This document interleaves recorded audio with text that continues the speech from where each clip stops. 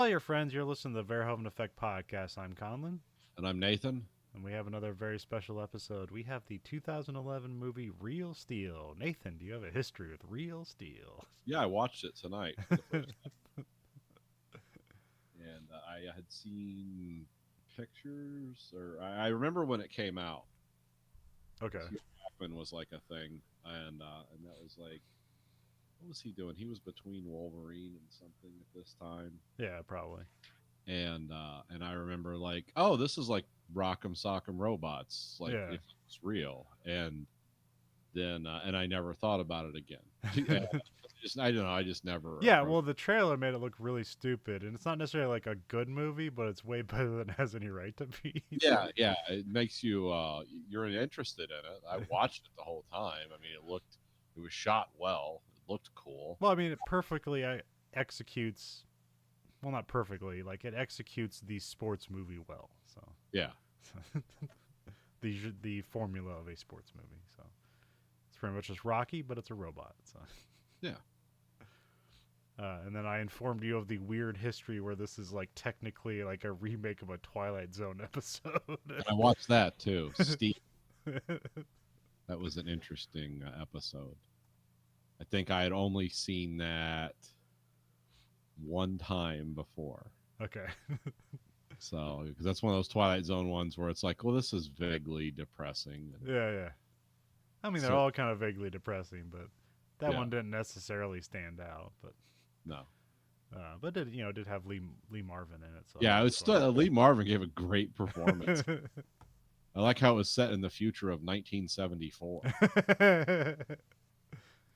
Yeah, it's based on a short story, which I'm not sure if the short story is like he wrote it in a book or he wrote it for. Well, I guess it would call it a screenplay if he wrote it for TV. But Richard Matheson, who did like I Am Legend and a Yes. bunch of other stuff. He wrote that in it was a serial publication Okay, in 1956, the magazine of fantasy and science fiction. right? Yeah, I forget that's how stuff worked back then, where you Yeah. just write. The you could sell stories everywhere. So by the word, I forgot how Harlan Ellison said it. I was a whore for 5 cents a word, or Yeah, yeah, way of talking about it, which was very Harlan Ellison. It's like, yeah, oh, yeah. uh, Yeah, it's weird because like it seems yeah because there's all these talented writers that like they're prolific, and you don't know if like is their prolificness making them professional or does that go hand in hand? Like, is there somebody who's a bad writer that can just knock it out of the park? Like, just we're putting out a book every 6 months and then it's all garbage, but they're like successful regardless. yes, the guy who started Scientology. Okay. Uh, L. Ron Hubbard. Yeah. He wrote a lot of like really wonky fiction. I've explored almost every realm of sci-fi. I've read psychedelic sci-fi. I've read, and the L. Ron Hubbard pulp sci-fi is some of the weirdest. Weird. It's vaguely enthralling though, in a way. Yeah. It's like this is dumb, but if you just go with it, it's like it's fun, but it's not something you're not going to want to spend a lot of. It's not like Asimov or Bradbury or um, You're not going to her. mold around and how it Oh, relates yeah, to you or anything. I'm going to read this once a year. No, this is weird. But it was exactly that. It wasn't like it was basically pirates in space. Like there wasn't a lot of like original concepts Yeah. where there was with like a lot of those other stuff from that era. And sci-fi also went through a evolution too at that time where it's like it was kind of placed down there with like lowbrow entertainment like comic books and stuff, and then as time went on it's like, oh no, this is a legitimate art form. Like there's there's structure to this, there's ideas in this. It can be Shakespeare, it can be this, it can be that, it can be wacky, it can be factual, but it did evolve a lot from the 50s to like the 70s. Yeah. And it basically became the number one entertainment genre for like 40 years. And fantasy was always out there. Some people put them together, which I think is an abomination. I always hate it when they have the fantasy and sci-fi section. It's like, no, no, completely different things. But Unless it's they're- Star Wars, then it's both. yeah, no, that's space. That's sci-fi. It's called space opera sci-fi, Okay. where there's no science, but there's a lot of fiction, but we're doing recognizable things. Because Star Wars was just like World War II in space. It's like, how does this technology work? Who cares? Yeah, yeah, we don't care. We don't mind. Where it's like Star Trek, it's all about how the technology works. Yeah. It's But like dreaming some things, but mainly like, no, this follows a plan if you pay attention. or it's yeah, or the was it Alistair? Who wrote Revenger? Is it, Alistair Reynolds. that's a great book. It's basically a kid's book, but it's like the darkest kid's book you'll ever read, and it's basically like kind of seems like old timey pirate ships, but it's just all in space and technology, and all the technology is like not unimaginable, but like it's inscrutable. Like nobody, they just know it's powerful. They don't really know what it does or how it works, but it's out there and you can get it and sell Yeah, imagine Star Trek, but 100,000 years of that technology, where it goes from being this is science to like this is magic. it. Yeah. We don't know how it works, but we know if we press the levers in this order, this happens. Very similar to like the Heechee saga and a lot of that stuff, where we just have ultra technology and people have a very primitive understanding of how it works, which makes for great storytelling because you don't have to do a lot of exposition. Yeah. It's like, how does this work? Who knows? Anyway, on with the adventure. It's So, dangerous. Yeah. That's all you need to know. Yeah, so Richard Matheson definitely came out of the pulp genre when it was starting to evolve into a respected art form. And the Twilight Zone had a lot to do with that also. Yeah. Well, I guess should we? Well, I know I've seen the episode, but should we start with that as a like a lead up to the movie? Yeah, let's start with that. Okay. Um, so Take it that's- away, Nate. I have the notes right here. Okay. It said came out in 1963. Okay. Set in the near future of 1974, where supposedly we were going to have autonomous fighting robots. Yeah, Somehow. because boxing is made illegal because it's too barbaric, so we need to like have robots fight, which is pretty much the only thing that has in common with this movie. So Yeah. So boxing was abolished in 1968. So now autonomous robots fight, and they have a mechanic and a trainer. And the trainer was it's Tim Steele Kelly. And then we have and that what was his who was like that's the Lee Marvin character, yes. and he was a boxer. He was he was an actual boxer. And then he had his cohort, the sarcastic mechanic. Yeah. He was the one who was like, man, this guy's washed up. Now in this movie they call them androids, because I guess the definition of an android is an automaton that resembles a human being. Okay. So that's kind of like, yeah, because like robots with like wheels and stuff, like those are not automatons. And these are just people in makeup that kind of make their heads look square. So yeah, they do something with their eyes, like the makeup covers their eyes. yeah. So they have very strange looking, like solid eyes. It's like, oh, okay. And so anyway, Steele Kelly is, he's at the bottom fringes of fighting now, and he has a robot called Battling Maxo, essentially outdated. Yeah. And they can barely keep him together.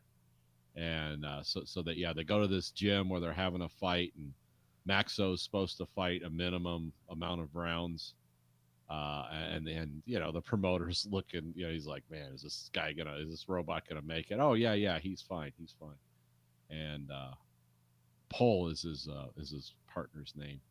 And so they open up the back of Maxo in the room, and essentially it's like a clockwork robot, kind of. Yeah. Some electronics in it, but yeah, essentially he's broken, and you could tell. It's like because they're like pulling out a vacuum tube. Like, yeah, this is about to blow. It's like, well, get another one. It's like, it's $75, which would be back then for a vacuum tube. So, and then they're trying to work him out, and of course a spring gives way and his arm just falls to the side, and you actually hear it. It makes a sound because the robots, they like have like 5 silver buttons on the back, and Castile tells him to press the one mode so the robot doesn't actually hit him, because he's like telling it what to do and going like this, and the robot just blocks.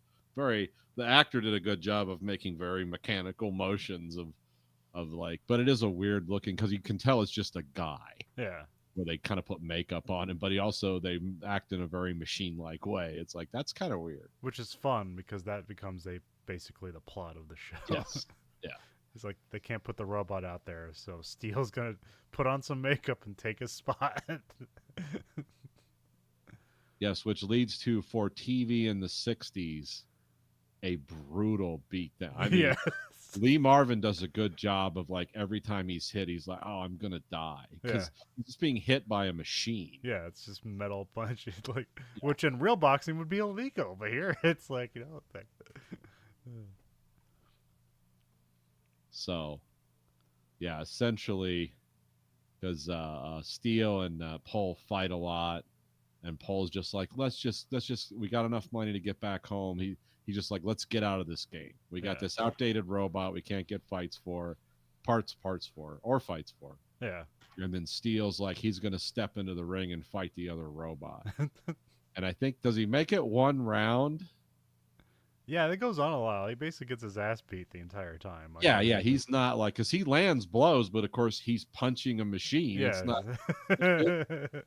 So he's just getting like bashed, and the crowd is not happy. And supposedly they do say that, oh yeah, the robots bleed and cry and sweat, so that they were designed to make it look real. Yeah. That's why nobody's questioning the fact that this guy's like bleeding all over the ring. It's like, oh, it's part of the show. The robots bleed. And so anyway, Pole's holding him in the ring. He's like, we got to call the fight, because he's just laying on his back, his face covered in blood. And he's like, okay. And it turns out they only get like half the fee. Nobody figured out it wasn't Maxo. Yeah. So then he's like, yeah, okay. And then they go, and he's like, we can go now. We're done. And then Steele's like, no, we're gonna take the $500 and get parts, and we're gonna fight again. And it's like, closes. But it was kind of a sad movie, but it's like the human spirit or a sad TV show.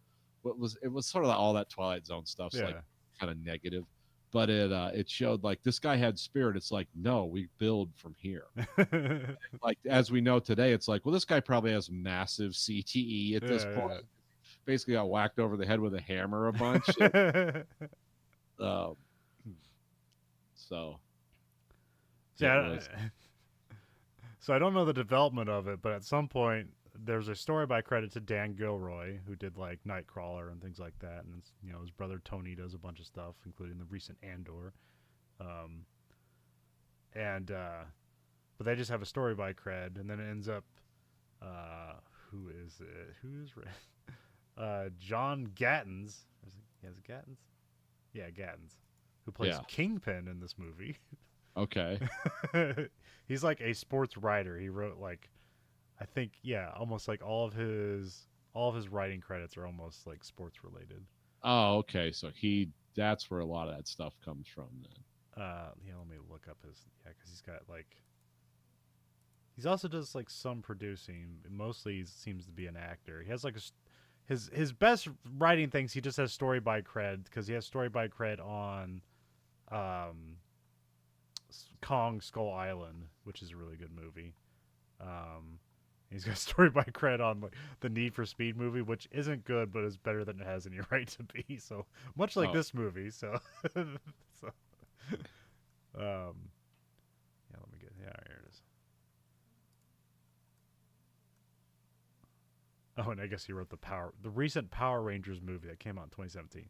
Okay, these are his first like bunch of movies: Summer Catch, Hardball, Coach Carter, Dreamer, all sports movies. Real Steel, pretty much a sports movie. Then Flight. Interesting. Okay, that's a change of direction. Which is a movie I don't like, but has great performances. So whatever. So, And I don't know his latest thing. He wrote something called Little Wing, which is probably another sports movie. Yep, Pigeon Racing. So okay. But yeah, he also does acting, so he has a bunch of acting credits. But I remember Summer Catch was that a remake of an earlier movie? oh, let's see. It should have if it's based on. Or maybe that was the original one. I don't know. Because that was like the baseball. It was like Freddie Prinze Jr., Jessica Biel, and Matthew Lillard. Yeah. And it was set in like, it was some kind of New England baseball camp in the summer, I believe. Okay. I don't know if it's making the other person writing is called Kevin Falls, but he did the story and the screenplay. It doesn't say like a novel or anything like that. Okay. Maybe it was the original one. Maybe I'm thinking of I know something. there's that one. There was that one. It was like a it was like a baseball novel about like, and it had like, who's the guy that hosts the Tonight Show right now? Um, Um, Jimmy Fallon. It's like okay. Jimmy Fallon and Drew Barrymore, I think, and it's about like the Red Sox being perennial losers and stuff like that. And then like they win the they win the world championship during the production of that movie, and so they had like to rewrite the ending to make it like this happy ending where the Red Sox win and the guy gets the girl and all that stuff. So, yeah, let me see what the hell that's called, because I think it has some weird, also like kind of a weird title.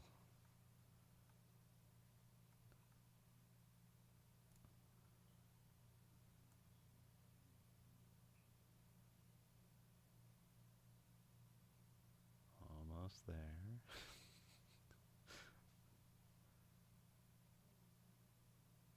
Almost. Fever Pitch. That's it. Okay. Which I believe was also a novel. So,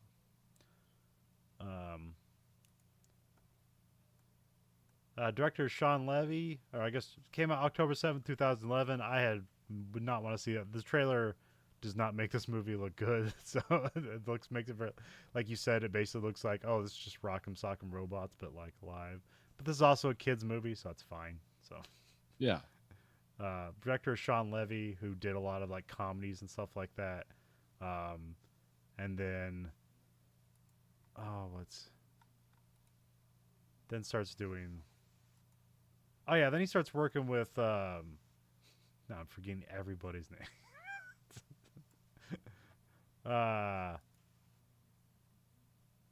this is the editing point. He starts working with Ryan Reynolds. He does two movies with him. He does like Free Guy and then The Adam Project, which is a Netflix movie. Okay. Um, which like looks big and expensive, and if you look at like Netflix things, like it's been viewed by over like 500 million people or something like that. So, but like nobody knows what the movie is. Yeah. um, and then so of course he works with Hugh Jackman. Sean Levy works with Hugh Jackman there. He works with I just forgot his name, Ryan Reynolds. On those movies, and then it all comes together, and he does Deadpool and Wolverine. So Makes it $1.5 billion. yeah. That one. So That would probably be the biggest rated R movie of all time. I don't see yeah, that being surpassed. So, that's gonna be a tough one. because that's an R-rated movie you take your kids to. Even though Ryan Reynolds said with the first one, "Don't, you'll ruin it for the rest of us," which was probably just tongue in cheek on his part. Yeah. It's like, how are you gonna take your kids to see this? I mean, it's not really. I mean, like all the violence is slapstick, so it's almost acceptable. And then like so It's all the ambiguous gay stuff. I yeah. think which I think is hilarious. Like Well, whenever the real nightmare stuff is like when somebody's crotch all the time. It's like, what's going on? well, the real nightmare stuff is when she can like phase through people's faces and stuff and like mold them around. Like that's the stuff that's pretty messed up. And then like she can just rip someone's skin off. Like that's it's like that's always a nightmare. But again, they do it almost comical in that movie. So Yeah. and then you just have Deadpool die over and over again because that's his superpower. So, so yeah, Sean Levy. Okay. he's an okay director. So. Yeah, he seems to get behind big studio stuff. Also, yeah, more prolific as a well, I'm not sure more prolific as a producer, but like he produced like The Arrival, which is one of my favorite movies. So, Yeah, and also Stranger Things. oh So, yeah, I forgot. Yeah, he directed some of those episodes too. Yeah, he's an executive producer on Stranger Things. yeah. Which I guess weird. I didn't realize that's like what they're coming up on the 5th season, and it's like 9 years going. I guess I didn't realize that. So. And they say this is it. It's going to be a split season. Yeah, they did that last time as well. So. Oh, did they? Okay, okay. Yeah. I did hear the "this is it." Yeah. This is gonna be the final thing, but like, I'm kind of done with Stranger Things. I like the first 2 seasons, and then I sort of tapped out. I mean, I really loved the one episode where the redhead girl's in danger and like they're playing the Kate Bush song and then she just starts like kind of like floating in the middle of the air like in a graveyard as you know she's about to be like eviscerated by like a demon and then they're able to save her. It's like that's a really cool episode. So. Yeah, I think that was season 3. Right? No, that was last season. That was last. Was season. the last season? Okay. Yeah. But that was also like 3 years ago, so you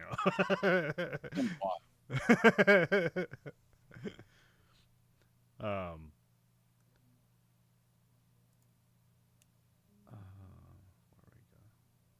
Oh, yeah, cinematographer is Mauro Fiora. Yeah. He's Italian, so I'm probably accenting those wrong. So he's kind of an Italian, like action cinematographer who has like a lot of great and infamous movies in his. As an Academy Award. Yeah. Oh yeah, he's directed huge movies, and some ones that are just like notorious for being bad.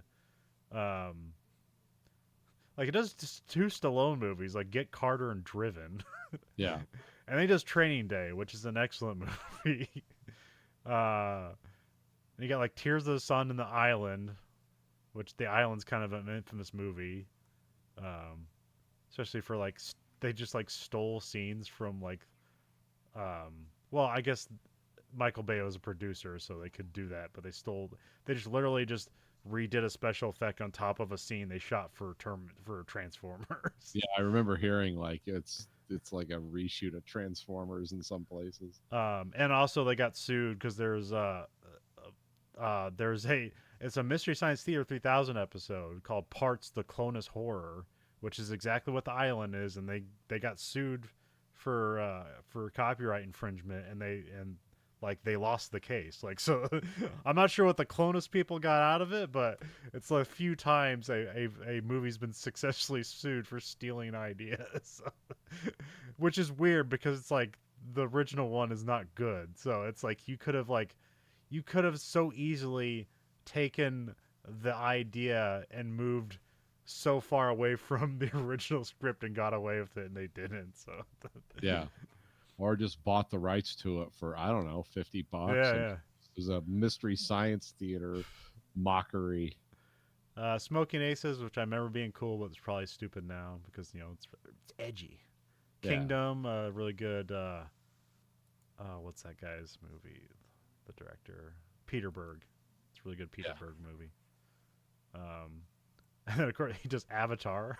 So, Team, the A-Team, which has a lot of very dynamic scenes in it. Yeah. And then and then after that, Real Steel, and then does one like Southpaw. I've never seen it, but I heard it's like a good movie, or at least maybe it's a movie you watch just for Jake Gyllenhaal and his body transformation because he basically has 0 body fat. And it's like, do you want to see all of Jake Gyllenhaal's veins because they're viewable in that movie? So, X-Men Dark Phoenix, which I heard wasn't great. We got this weird one. He has Spider-Man No Way Home, which is like a pretty good Spider-Man movie, and then he does the Madam Web movie, which is like infamously terrible. Commercial success, though. I mean, it's infamous, so I think it lost. I don't know. Well, I know, like I remember like the whole like because it's Sony, because they also have like the Morbius failure, which I remember they had like it was so bad or so comically like inept that like Sony re-released the movie thinking like, oh, the meme will carry the day, and then people will like watch this to like make fun of it, like it's Mystery Science Theater 3000, and then nobody went to go see it. Which I think Madam Web is enjoyed in the same way, where people watch clip shows of other people hating on it rather than actually spending the time to hate it yourself. So That's kind of farming out your disdain. yeah. People only got so much time, so um, so yeah, but yeah, he's a great cinematographer. And this is mostly a well shot movie, so I'm not sure how Oh, much. it looks cool. Yeah. I mean, they definitely take their time in the opening credits. They have a 10-minute opening credit with music. Well, it is Spielberg producing it, which he also produced the Transformers movies. So I assume they're just using like a lot of the same tech they use for Transformers, but for like a far less budget. Actually, I don't know what the budget on this. I assume it's not it's not Transformers budget. This movie was 120 million. Jesus Christ! Made 300. Really? Yeah. Wow, I didn't think this was a successful movie. Okay, man. No, it's actually not considered. It's one of those. It's like not as bad as you remember as a lot of the passes I read on it. Yeah. And some people are saying it's like, oh, it actually you can tell, like maybe Spielberg passed on directing this, but it's definitely in his wheelhouse of storytelling. Yeah. And they say like the robot effects are like nothing's looks terrible now, and the movie's like, what would this movie be now? 15 years old? Yeah, 14 years old. 14 years old. So it's like, yeah, they actually did spend some money on this, and Hugh Jackman's not cheap. No, and he is a movie star, so that probably carried a lot of that too. So Yeah. I don't remember it being a success, so I didn't realize that. Is most of the money international? Is it like 100 domestic, 200? Okay, that makes sense then. Like 100 millions U.S. and the rest. Okay, that totally makes sense then. Yeah. And it's also a movie you could take your kids to, so that Yeah. So the more potential to more people to watch it. Written by John Gatins, and then it's based on a short story by Richard Matheson. Like I said, Dan Gilroy did a story pass on this as well. The cast is Hugh Jackman, Evangeline Lilly from Lost fame at this time, and then eventually she just kind of be the Wasp, and that's kind of her career. Yeah. Ant-Man and the Wasp. And then Lost to Wasp. and Dakota Goyo. Yes. Who is like, seems familiar. Like he has to have been in other like kids movies. So he's probably like one of those kids like he sounded smart when he's 6 years old, and they just cast him for like 15 movies in a row. And then yeah, he was in Thor as young Thor right after this. Okay. He was in Rise of the Guardians. I don't know what that is. Animated thing. Okay. Yeah. Dark Skies, which is kind of a cool movie. It's not great, but it's fun. It's a Blumhouse thing with Kerry Russell. Okay. And J.K. Simmons is like the guy who tells him what UFOs really are, and it's kind of cool. It's sort of is that one that's kind of like? Oh, it's kind of like a horror movie, but aliens. Yes. Okay. Yes. I mean, I guess that's a lot of alien movies, but this is more like, hey, Blair Witch, but aliens. Yes. It's kind of cool in a way. Just don't go into it with great expectations. Wonderful performances by Kerry Russell and the co-star, the man, I forget who it is. J.K. Simmons. No, her husband does a good job. Okay. J.K. Simmons steals the show. Oh, okay. Let me tell you what's really going on. I'm an 80-year-old guy who's totally jacked. I'm going to tell you what's going on.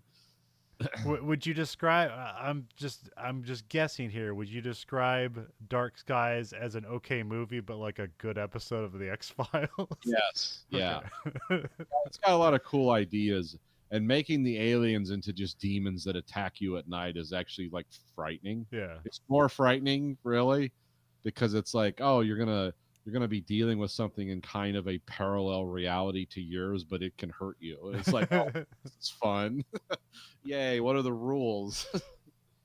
So he played the young kid in that, and then he played young Noah in the very weird but cool Darren Aronofsky and Russell Crowe Noah film. Yeah, I hear.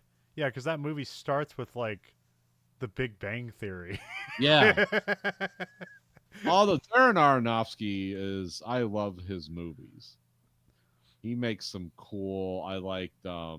Every time I see, I had like, I'm not gonna see that movie, and then like every time I've like heard about it ever since, it's like, I probably see this movie. It's way weirder than I like thought it would be. I thought it'd just be a straightforward, like, let's just cash in the Catholic money, but there's like talking rocks and shit, the Big Bang Theory, you know.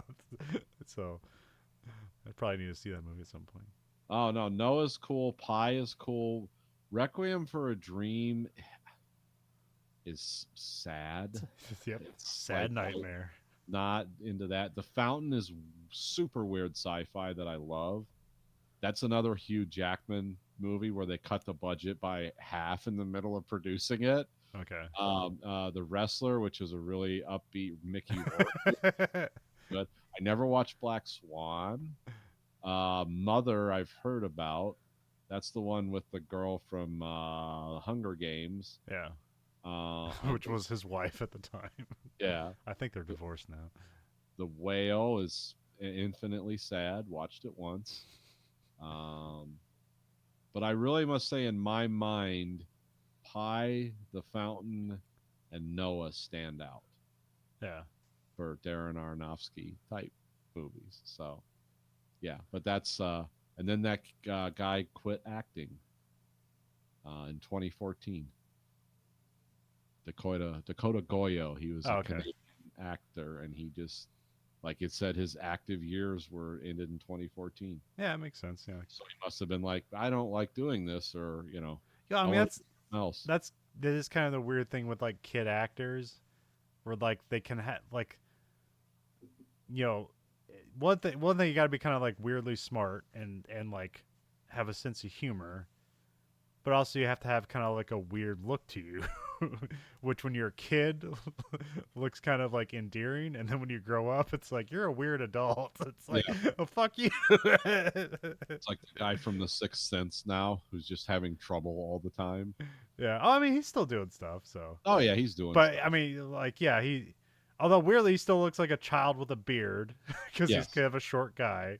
But he is a genuinely good comedic actor, and he's done a lot of comedy stuff recently. So, like, he is in like, I think like the last two seasons of Future Man. I don't know if you ever watched that. It's a Hulu show, but it's pretty good. No, I don't have Hulu, but yeah.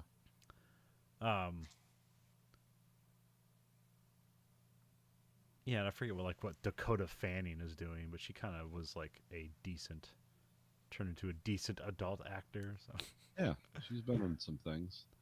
But yeah, also like the what Real Steel kind of reminds me of as well is that there's this video game came out like the Xbox era or something like that called Metal Arms Glitch in the System, where like it's like a teen rated game, but it's like all robots and it's like a shoot 'em up, but you have like the robots like, you shoot their arms and legs off, they bleed oil and they're screaming as they die, but because it's robots, it's okay. So, which is kind of the same thing that this movie employs as well. It's like, well, we're gonna have violence, but because it happens to robots, it doesn't matter. So, and almost the impossible commitment that there should be all this fear about robot on person violence, but it never happens at all. Like, I think maybe like that robot leg flies into the audience once, and that's as close as you get to that. So yeah, and take it from somebody who's worked around industrial robots his entire adult life. Those things are scary. And if they could move around like in the world with you, you would stay 20 yes. them at all, because they can just simply crush you. Like every time they're doing like the shadow boxing like 2 feet away from the robot, I'm like, dude, move back. Like, I know it's CGI, so it doesn't matter, but like I'm thinking of the reality of the situation. Like, don't get that close to that thing. Jesus Christ. No, industrial robots will absolutely fly right through you like you're not there. Mm-hmm. But that's because they're bolted to the ground and they're hooked up to like all kinds of electrical power, and they have giant pumps on them. They're not something that moves through the world very Yeah. easily. And the things that do move through the world are like they carry stuff for you to take off their back. And if you get within 5 feet of them, they go beep, beep, beep, and then stop. So, yeah. Yeah, but that would be, you would never have people packed around something, especially because they name what these things, these are like 1,000-pound robots Yeah.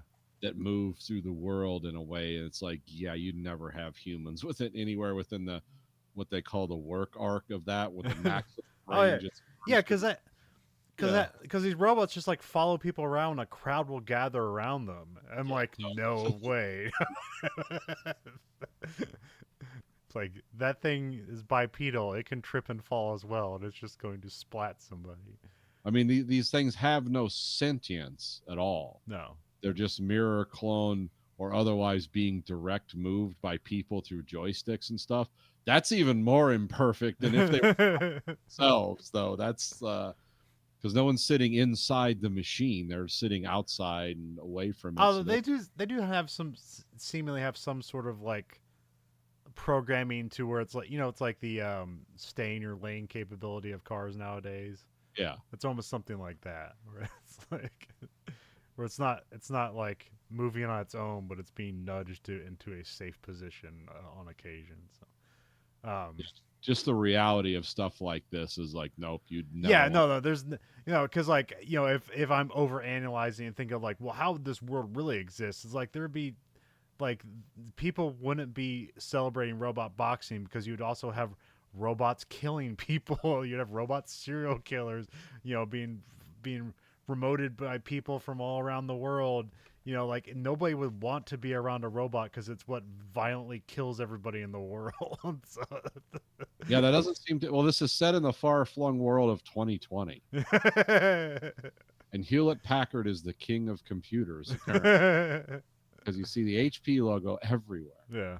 So, but yeah, this movie is like exceedingly innocent in that this thing they use, because everyone seems to be pretty much gainfully employed. Yeah. No one's talking about the reality of like, oh, if you had things like this, no one would have a job anymore Yeah. because they would be doing everything. They're putting gas and diesel fuel into vehicles. So it's like, what powers the robots? Why are we still using gas and diesel fuel? And none of this is like regulated, but it clearly has like a power that can be used incorrectly. So Yeah, I mean, if you can like move 1,000 pounds around like that, and it can engage in bloody, destructive combat for apparently at least an hour at a time, yeah. it's like, oh, if you could make that explode, you do a lot of damage. It's just, there's a lot of potential energy there. But that's where this movie's like totally innocent. It's like, we built these giant automatons and all they do is fight each other. It's like no one's raised a robot army yet. No. Or maybe this is where the Dune universe comes from.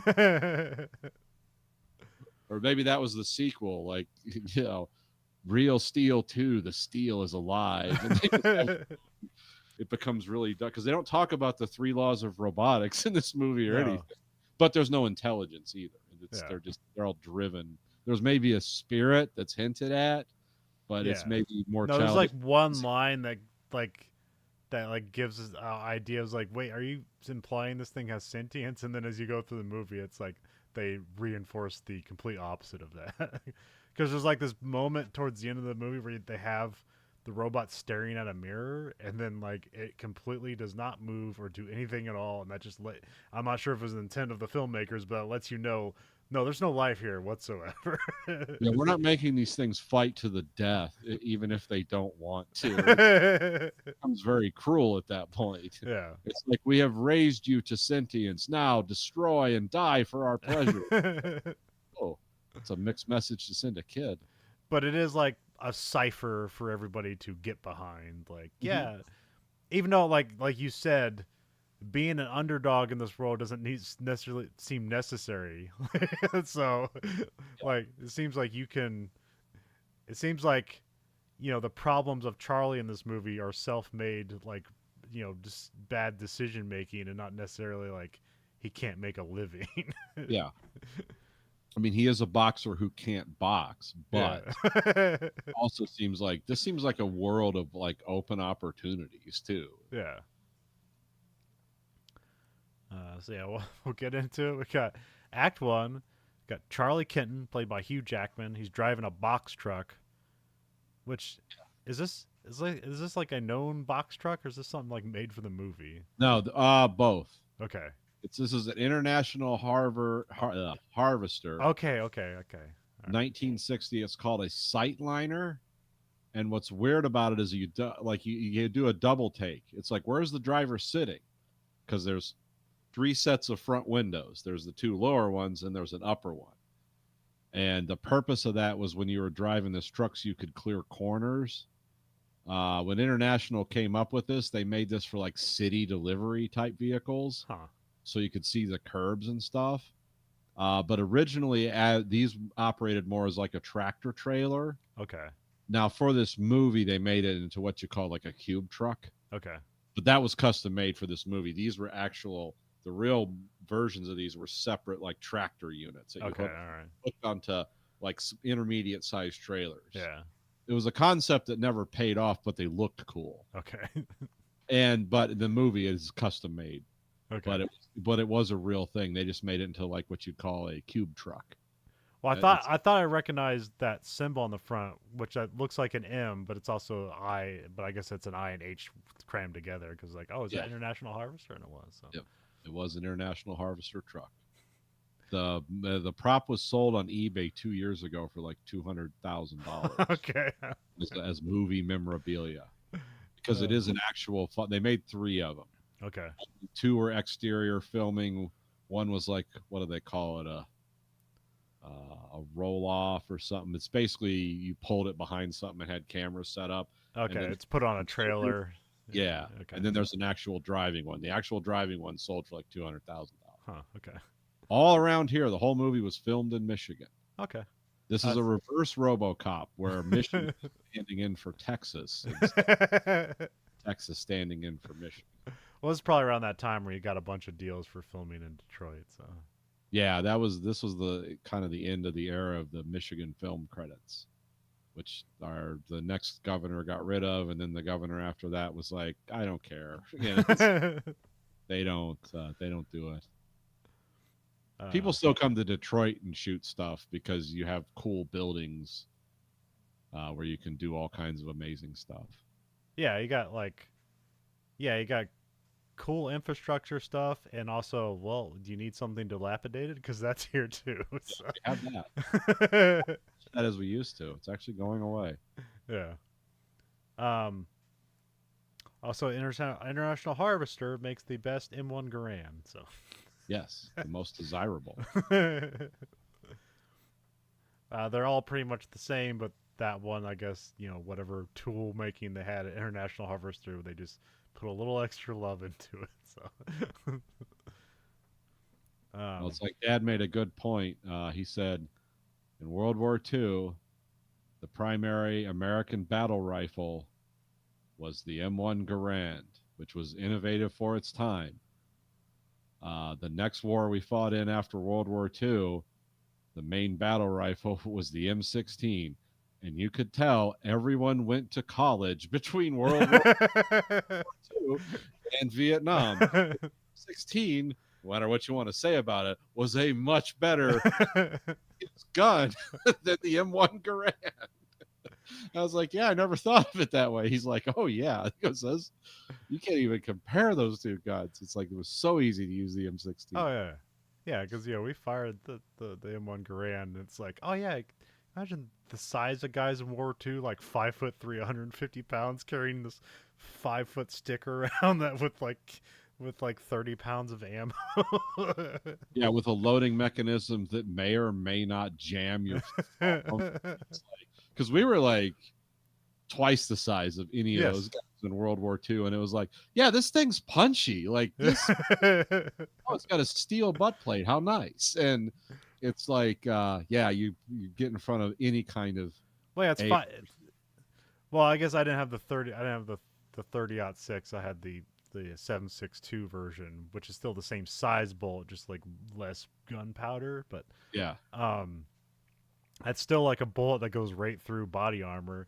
And you're giving it to people who aren't wearing body armor. Yeah. I mean, it's getting the job done. Yeah. It's definitely because I did not want those bolt action ones. Yeah. Full auto was still being worked out. This always worked, Yeah. but it's just like, yeah, the order of operations on that gun is so strange compared to. I mean, you could literally hand anyone an M4 in a day, and they're not like maybe an expert, but they're gonna get it right. They're learned, and it's like, no, grand is an art form, art from a lost age. But yeah, that was funny when Dad said that. He's like, "Yep, you can tell everyone went to college. Definitely learned a lot from that." Or like regression for that, or whatever you want to say. That weird ass. I mean, it's Keltec, so that's what they do. That like, what's it, like 20 round concealed carry, like pistol that you have to like clip load. Oh yeah, because it doesn't have a magazine. Because like you're actually strip clip loading it. Yeah. But you have 20 bullets. Yeah. It's like if you need to like, there is a certain logic to like, yeah, it's nice with the old Glocks just to slap in another 20 rounder, but it's like, what? It's like 40 bullets. What are you doing? Yeah. Where are you? I can't remember where the study is, but basically, like, if analysis of, reported self-defense shootings, almost never is there a reload. So No, you're too scared. You screw it up. Yeah, and it's like, and like the size of the bullet never matters. Like the only thing that really matters is like how many rounds does that one magazine you're going to use have. That's usually what determines who wins in a defensive shooting.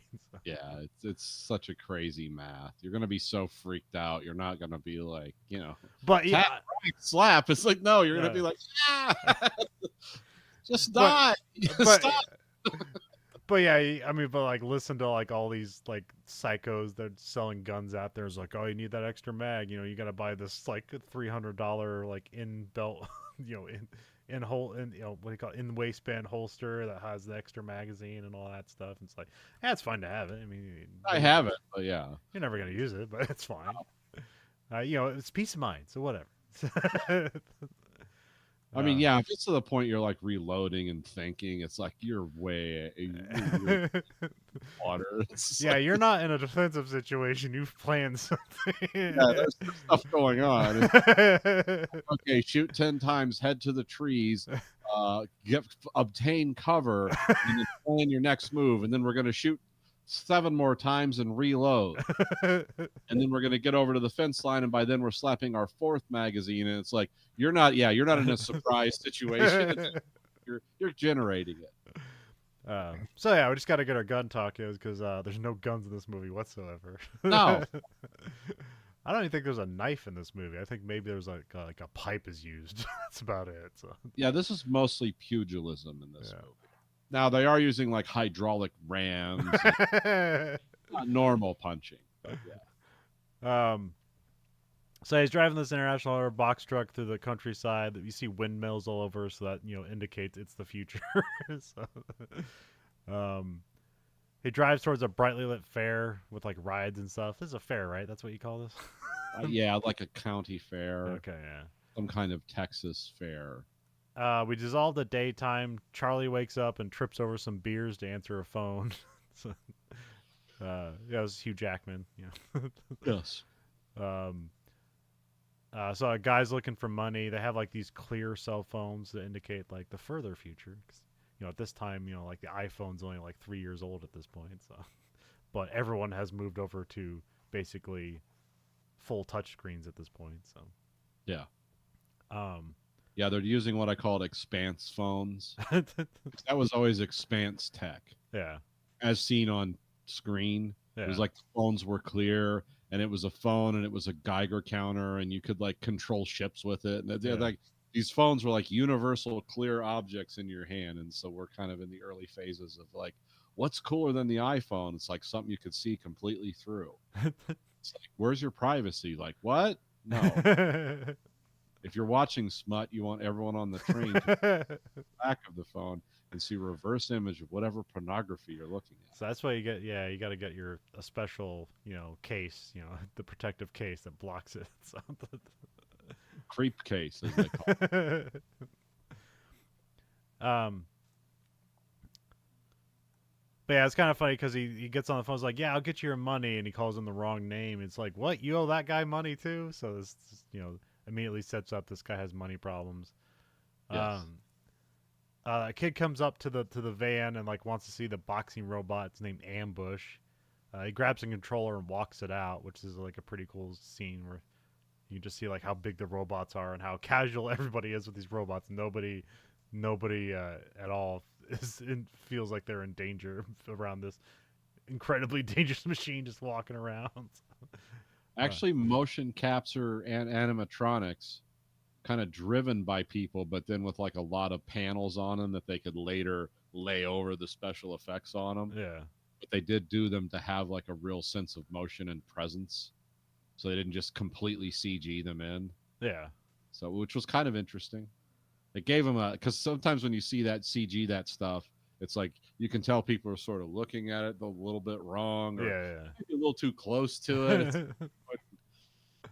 But yeah, and this they actually, even though people are too close to these damn things, Yeah. what they're close to is a guy walking in a suit or something that's then later going to have graphical stuff laid over it. Well, So, you can see how well done they did the graphics here because Ambush is kind of like its paint is like worn down and it's like muted, and it's in daytime and the robot looks good. So like you can see like that takes a lot of effort to make that look like that's happening.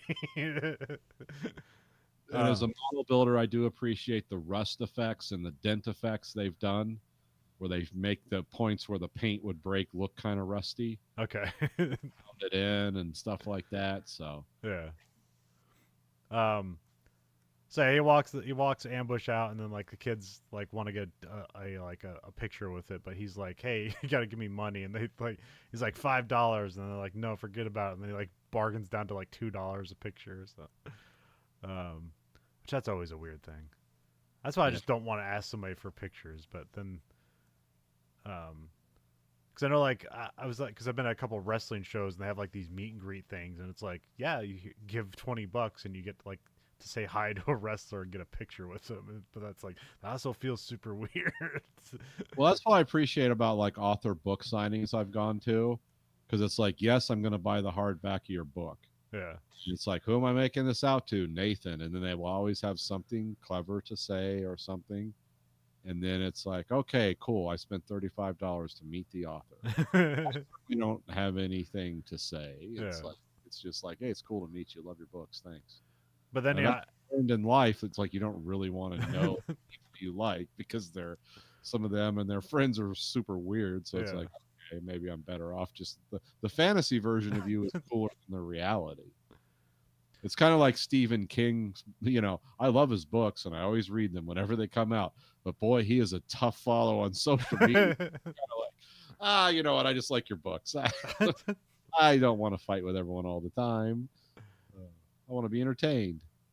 I mean, still Stephen King, so that's good. He didn't like Yeah. lose his heart, so as you're supposed to. Yeah. Yeah, I mean, he's a rich guy. He's got to give a lot of taxes, and um,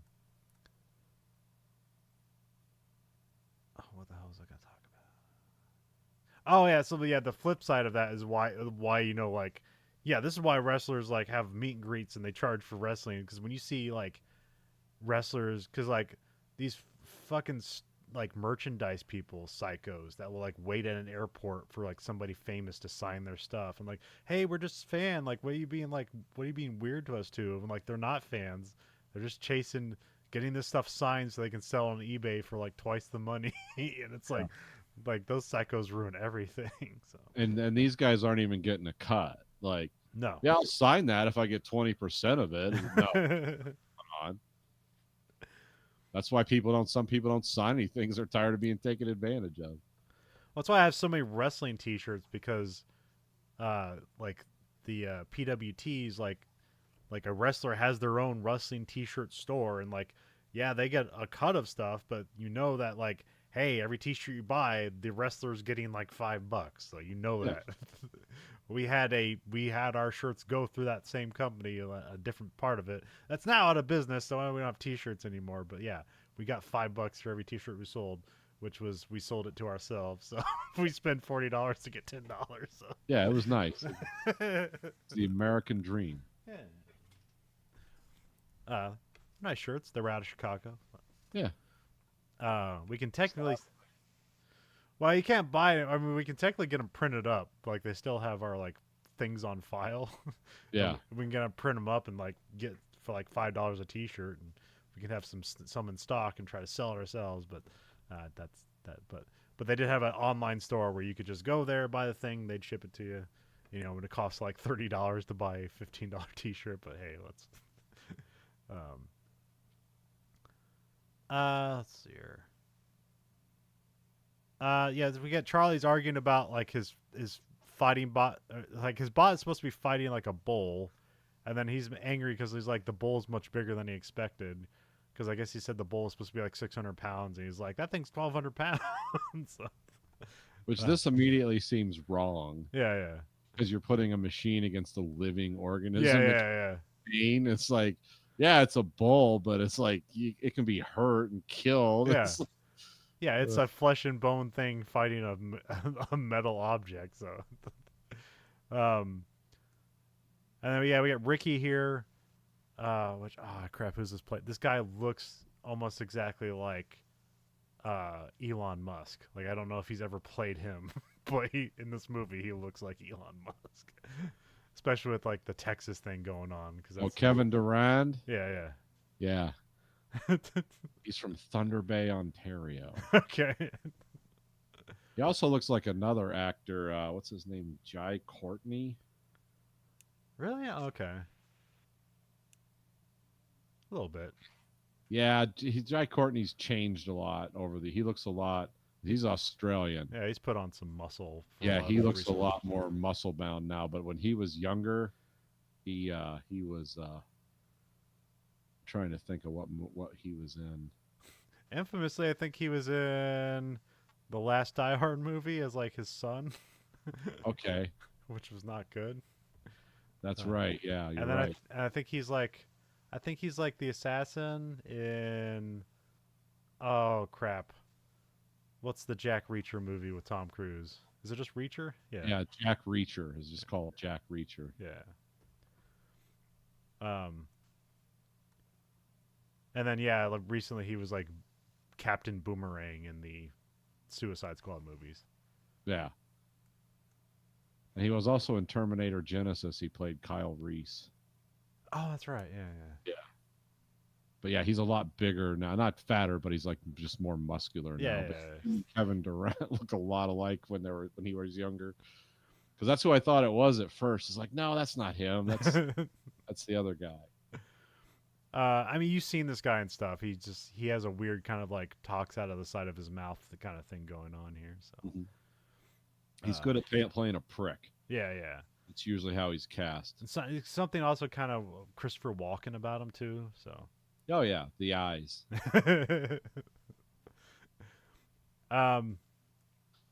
So yeah, Ricky mentions stuff about their boxing days. So like, there's like, okay, both these guys used to be boxers. They set that up. Charlie proposes a winner-take-all proposition, which that's kind of like the stupid thing. Well, it's fine. This movie is stupid, but it's fun. Whatever. Every gamble is a winner-take-all proposition in this movie. Everything they do, they always take the winner-take-all chance. There's never that not happening. So yes. So whatever. It doesn't really matter, but It works out well in the opening here because you have like one failure and then immediately it's like, oh, he's going to get back into it, and then you have another failure, and that's really great for this movie. So Ricky does some crowd work to set up robot boxing in a small town because he's like talking about how like like this is supposed to be a treat for the the fairgoers here. Like yeah, we don't get robot boxing everywhere, and then the rest of the movie disproves that whole notion because there is literally robot boxing everywhere. Yeah. So. Only rich people can have robot boxing. No, there's underground robot boxing. They basically just go through like every stage of Street Fighter and stage their own version of it in this Yeah, this is movie. very much a video game centric Yeah. movie. Also, weirdly, even though everybody mentions and plays video games, you don't see any in this movie. But that's fine because every time you show a video game in the movie and it's like a fake video game, it looks really stupid. So yeah, just Or if it's a real one, it immediately dates the game. yes, yeah. I remember when that was out.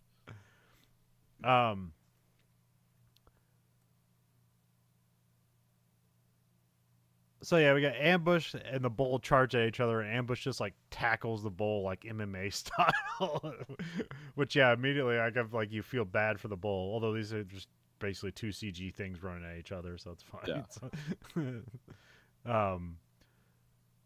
Charlie's like basically the Ambush gets the upper hand here, but Charlie starts celebrating, and then like he's like looks away for a second, and then the Bull gets the upper hand and just tears the robot apart after a few charges, and so and like a leg flies into the stands, and that's basically as close as you get to a robot enacting violence on another human being. But they're happy that the leg flew in the crowd, and they're just dragging it out afterwards. It's like going on an F1 race, and like after the race, you go and pick up the pieces that flew off the car for memorabilia. So. Oh, in F1, like those pieces, you're like, oh, that's a $500 piece of that car.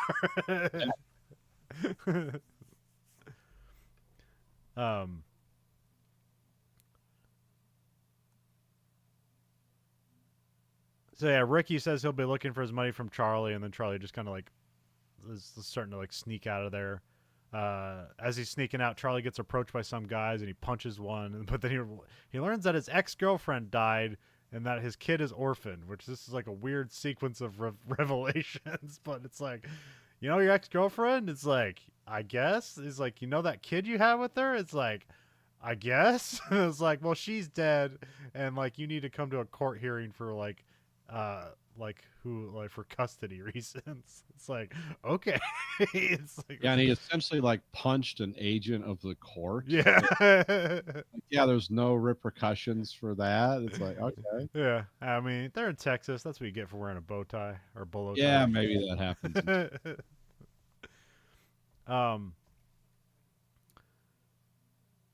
Then we cut to Charlie shows up late to the custody hearing. He just shows up to sign his rights away because like, what is it, like the aunt wants to take custody, and then she's like married to an older rich man. Yes. Which they don't necessarily all seem like bad people, but it's just but in this moment they do. So it's like, well, like this puts Charlie in a really worse situation because he basically like he takes advantage of the situation to basically sell the kid to the aunt, essentially, like through her husband, which makes him look really bad. Husband was played by the character actor James Rebhorn. You've seen him in a lot of things. Yes. Unfortunately, this was one of his last movies. Oh, okay. I didn't realize he died in his early 50s of oh, really? like skin cancer, like okay. melanoma. But it's weird because he had been fighting it for 10 years. Huh. And he wrote his own obituary. Wow. Because he knew, like, at some point, it's like, look, I've been fighting this for so long. So it's like, yeah, I remember that piece of trivia about him. Like, he was like, I'm going to go out on my terms. But yeah, like 12-year cancer fights and stuff like that's crazy. But I don't know anything about like skin cancer, but yeah.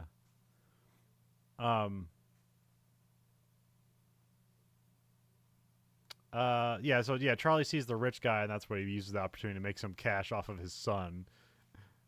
Which he doesn't know at all, really. But they just know they're biological. Hugh Jackman character, I mean, I'm not the actual Hugh Jackman. worst dad in like movie history. And I mean, just like everything you could imagine. And like he didn't sell him into sex slavery or anything, Yeah.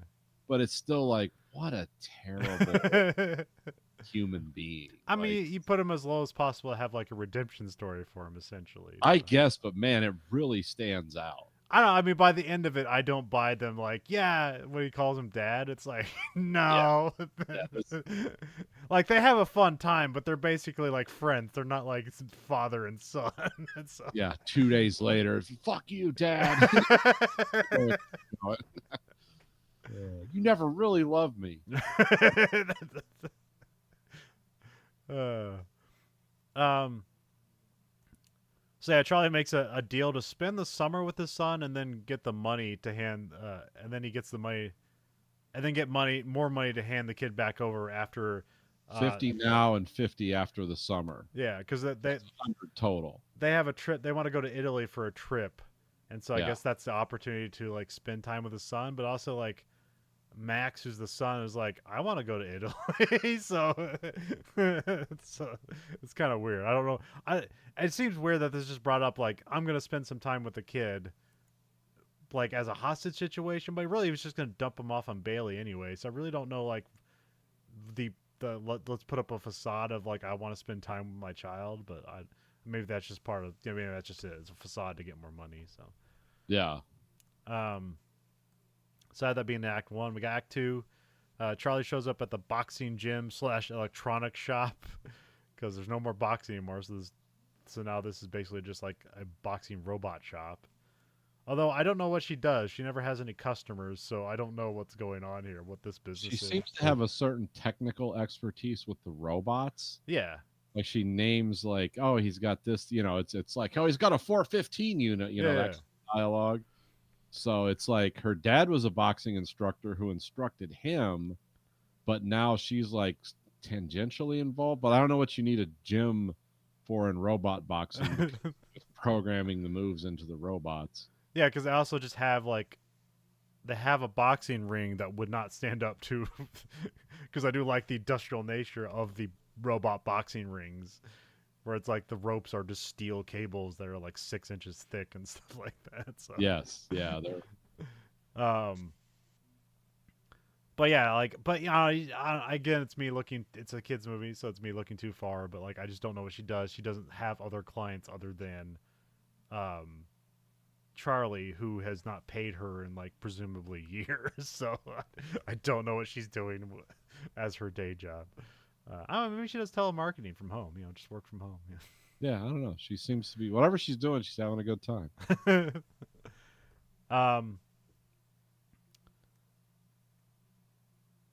So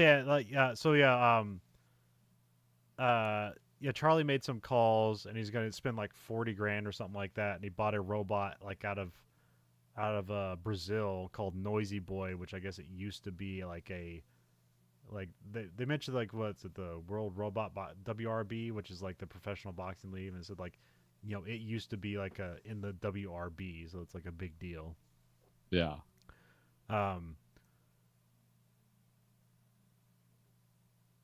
We have Marv stops by to hand off the money and complete the deal. Well, at the start of the deal, he gives him 50 grand, and then like he puts it in his back pocket and says hi to the aunt. Then they leave. They leave Max with Charlie, and then Max is angry with Charlie, and they argue over the money because Charlie like, hey, how much money they give you? It's like, give me some of it, and then I'll just go. But then he argues against that because he's got to spend most of the money on Noisy Boy. They open up the Noisy Boy box. It's an impressive robot. It's kind of like this purple samurai-looking robot that has like white glowing lettering on it, or yellow glowing on it. It looks really cool. So, but they have to reset it to English because it was like set to Japanese because it's a Japanese robot. Because there does seem to be like, well, actually I don't know. It's a different because later on you have like the Japanese like robot designer, and then they talk about robot boxing in Brazil and how they love to do it with audio commands or something for some reason, which that seemed to be that always That was probably the biggest disconnect for me because I would never control something like this with voice commands. I'd always just use controls and stuff like that. That seems the better way to go. Um, but again, that's Seem to be an advantage or disadvantage. It's like, yeah, if you do the voice command, it's like, or you got the guys driving it. It seemed like an equal amount of like win to lose. yeah. Um, Well, it but I seems think like with the voice command, you're just always just like you're just giving it like a series of orders, like here, throw these punch, move left, and it seems like you could just more do that intuitively if you had like just a control. But I yeah, don't know. you'd think. I don't know. Like they really kind of set it up to have it fail later on, so that works. So. um. Then we cut to like, because Charlie's dumping Max onto Bailey here, so he can just go get some money with his new robot. And Max taunts dropping the keys in the sewer, and then basically cons his way into going on the road with Charlie. Because I guess I guess the presumption is Charlie is like a robot boxing fan, so he like this is cool to him. It's like, all right, I'll hang out with Dad, but really I just want to see robot boxing. Because they like when he talks with Bailey and stuff like that, like he has like intimate knowledge of like all of like not only boxing but like martial arts and robot boxing and everything with the deal with fighting. So, oh yeah, also Bailey is played by Evangeline Lilly, who's basically Yes. just a ex girlfriend in this movie, but she does fine with what she's given. Um, so we cut to they show up at a robot boxing venue while Eminem plays, and then we get Finn played by Anthony Mackie. So, I don't know if he's slumming it here, but yeah, he kind of like made his way up in the world. Well, yeah, he started his first movie was 8 Mile. Okay, So at this point, he'd been acting. He had a big role in. I remember he was in the Hurt Locker. He was like his partner, right, yeah, and yeah, I'm not sure. This is long before his Falcon Captain America days. yeah. He was also in Abraham Lincoln Vampire Hunter. Like what character in that? He's also doing TV shows. Because the Twisted Metal TV show, which Oh, that's is right. Yeah. which is way better than it has any right to be. So it's still stupid, but it's still like something to it. Um, so he's setting up fight. Charlie takes a main event fight, which is winner takes all. Which here, Max is like cautioning him, is like, let's take a undercard fight, get the money, and get out of here. Which is like the sensible thing to do. But again, never in this movie does anybody take this approach ever. No, Like, everyone's always over the top. It's double down. It's like based on what logic? It's the Well, desire to lose. yeah. Yeah. Well, What are you doing? Well, even when Max gets a fight with his robot, like he just goes into double downing the entire time. Like he doesn't even follow his own advice. um. So we show off the Mighty Midas. He's got like a I don't know how to describe the robot. It's like golden robot. It's got like a red mohawk on it. So Yeah. it's controlled by some like I don't know like eye patch Russian dude or adjacent to like Eastern European guy or something like that. Something. This is actually in Detroit. Okay. I think they say it's in Detroit because they're in the old the original Ford building. Okay. Because if you pay attention when they're walking down the aisle, there's actual real industrial robots just lined up, Okay. Yeah. arms facing down. Those are like I don't know if they're ABBs or the other kind, but they're what's the other kind? People who made the landing gears for the Messerschmitts. Anyway, yeah. Those Also, are later on, they do have like a gantry train that like transports the robot parts to like the people's like cars and stuff like that. So, yeah, that was what is that building called? The Highland Park facility. Yeah. okay, That was where the original. That's where the Model T was basically prototyped okay, when they were made in small quantities before they bought the giant Rouge complex. okay. But I recognized it from the outside, and of course they were playing all the Eminem music and everything. So Yeah. they were doing full Yeah. love to that. Yeah, it's a very Detroit heavy movie. So, I thought, I mean, like, it makes sense in some ways. I don't know. There's like a lot of interesting like sci-fi movies that like propose that like this leap in technology that's gonna like center around Detroit like sometime. Because Yeah, well, that's it happened once with the yeah car, so everyone thinks. And if you want to learn like robotics and practical applications, this is the place. yeah. There's They're still not the cool sci-fi ones; they're the no. ones that weld your car together. But yeah, Well, yeah, because like if California is all about like software design, then it's like Michigan has a lot of hardware designing going on there, and there's a lot of smart people there. It's just like if the opportunity came, then it can maybe happen again. So. I mean, I have driven gigantic robots to the point where it got boring and became just part of the day. Like the robot quit working, go reteach it its positions, and after a while you lose track of like this thing picks up an engine 2,000 times a night. Come on, damn it, just home one more time. Yeah. And then you don't realize it's like, why do you have to strap the control to your hand and press in a switch not all the way in or all the way out but halfway? Reason is because if the robot whacks you, if you're actually working with it, you'll either clinch and crush the switch, which will close the power off, or you'll freak out and let go, which will also close the power off because it doesn't know how you're going to get crushed by the robot. Go right in the middle, the neutral safety area for it to run. Huh. It's like, that's cool. Thanks for telling me that. Now get in there and get it working. Don't be a coward. So yeah, there's the a lot of stuff here. The fight starts. Charlie's controlling the robot with voice commands. Noisy Boy does good at first, but then Charlie loses control and Noisy Boy gets destroyed and like its arm ripped off and then its head punched off and then like flies into the sign outside. Which I think does he say like he got $400 to leave the head there or something like that? Or They were welding the head in place. oh, they're welding it in place. Okay, I thought they were trying to get it out. Okay, that makes sense. Okay. Yeah. So yeah, this is just a good like, hey, we set up ambush, which is just like this garbage robot that gets ripped apart immediately, and then it's like now he has this expensive shiny looking robot gets ripped apart immediately, has no money because he also do double or nothing on this. I think so. Yeah. So he like now they have no money. He has some greasy burgers for the kid, but the kid says he doesn't like burgers. So, And also, Noisy Boy was a Takmashido robot. So he oh, had okay. tier robots that Oh, I didn't realize that. Okay. used. Yeah. Okay. But yeah, and this is also basically underground boxing too, as well. And it's still a huge spectacle. So this is like the dynamics of the robot boxing world is a bit skewed. So. Yeah, this is all supposed to be like unsanctioned. Yeah, which they have the sanctioned fights. It's like they're just destroying each other. Also, yeah. but they do kind of say like, "Well, this is an exceptional thing." So I don't know. Yeah, yeah. Kind of follow.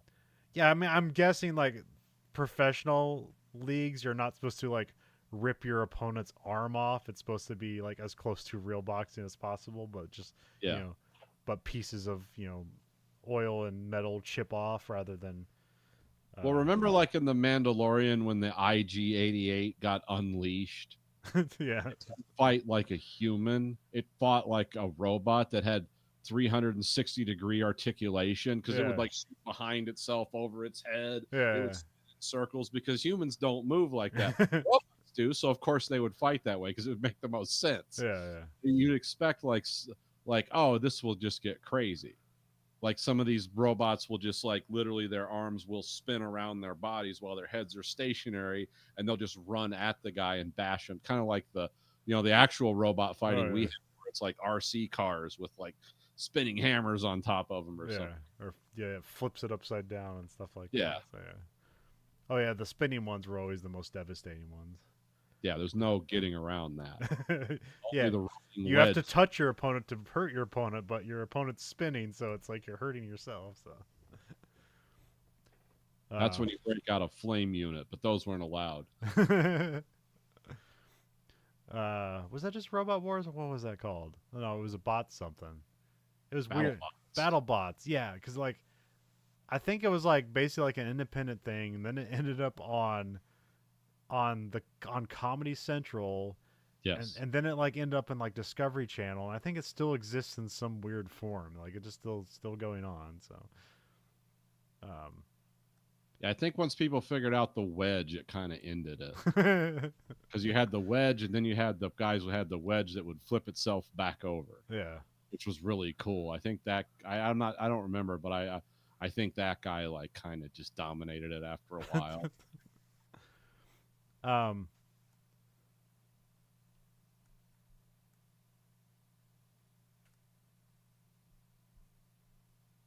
let's see. Oh yeah. Yeah, so this after the fight, they're like gathering the parts. Max argues a bit with Charlie about his decision making. It's like you're just gonna throw him away, like presumably like he, like he sold away his child essentially. So like the robot's it's a what do you call that?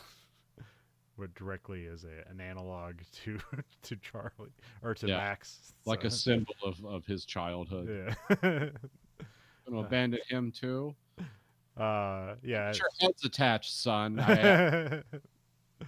Although he says Noisy Boy is trash, but I imagine like how this robot looks, every piece of this thing would be worth money. But whatever. Yeah, So. it doesn't. Well, see, this is what I was thinking. This was like I was writing the movie in my head. It's like, oh, okay, they got parts of at least a couple robots. Yeah. And then, like, well, just go ahead and talk. We'll talk about finding the next robot because then I'll explain this, what I thought was going to happen, but didn't happen.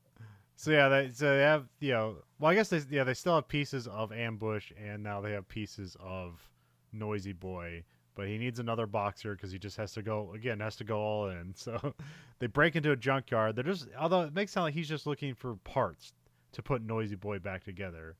Yeah. They have to dodge some like automated searchlights. Again, this looks like the most like profitable like junkyard in the world, and like nobody's watching it. So. Yeah, it's like billions of dollars of robots around here, and it's like we don't even have any dogs running around. And I was like how big is that fence? Because it has like multiple cavernous like like things here going on. Like, yeah, someone spent $1 billion to build a junkyard. The amount of security. Then we have like Charlie kind of goes through the history of boxing and MMA, which then leads to like basically like the sports were getting like like there's too much carnage that people expected out of it, so that led to robot boxing, which it doesn't necessarily state here necessarily that like boxing and MMA is illegal. It's just that now robot boxing's preferred. Yeah. Whereas like to ensure. Yeah. But like in the Twilight Zone episode, like it is just made illegal. So yeah. Max falls down a hill at the junkyard, and then Max gets stuck on a robot arm like sticking out from the edge of a cliff, and then Charlie comes down and saves Max from falling, and then Max wants to take the robot that kept him from falling, and then Charlie says to get it himself, which he just abandons Max here.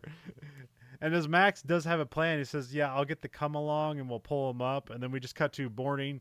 Charlie has the robot on a cart, which the cart's like a motorized cart, so it's kind of a neat thing. Like it's basically just like an L cart, but it has motorized bits to it. But like I have like no idea how that kid got that robot. Although he has a come along, there's presumably other like crane-like devices there that somehow he can use without being caught by the security system. So it doesn't matter. But and the cart's also motorized in some way. Yeah. Again, they have these interesting like deep power sources. Yeah, none of the power sources are explained at all, and none of them are in danger of exploding or killing other people. So. Yeah, the robots can just bash even in Terminator. Yeah. He had to throw away one of his, what were they called, subnuclear cells or something. Remember he had to take it out of his chest and he threw it out of the window and you see a mushroom cloud. Yeah, that's the kind of power source it would take.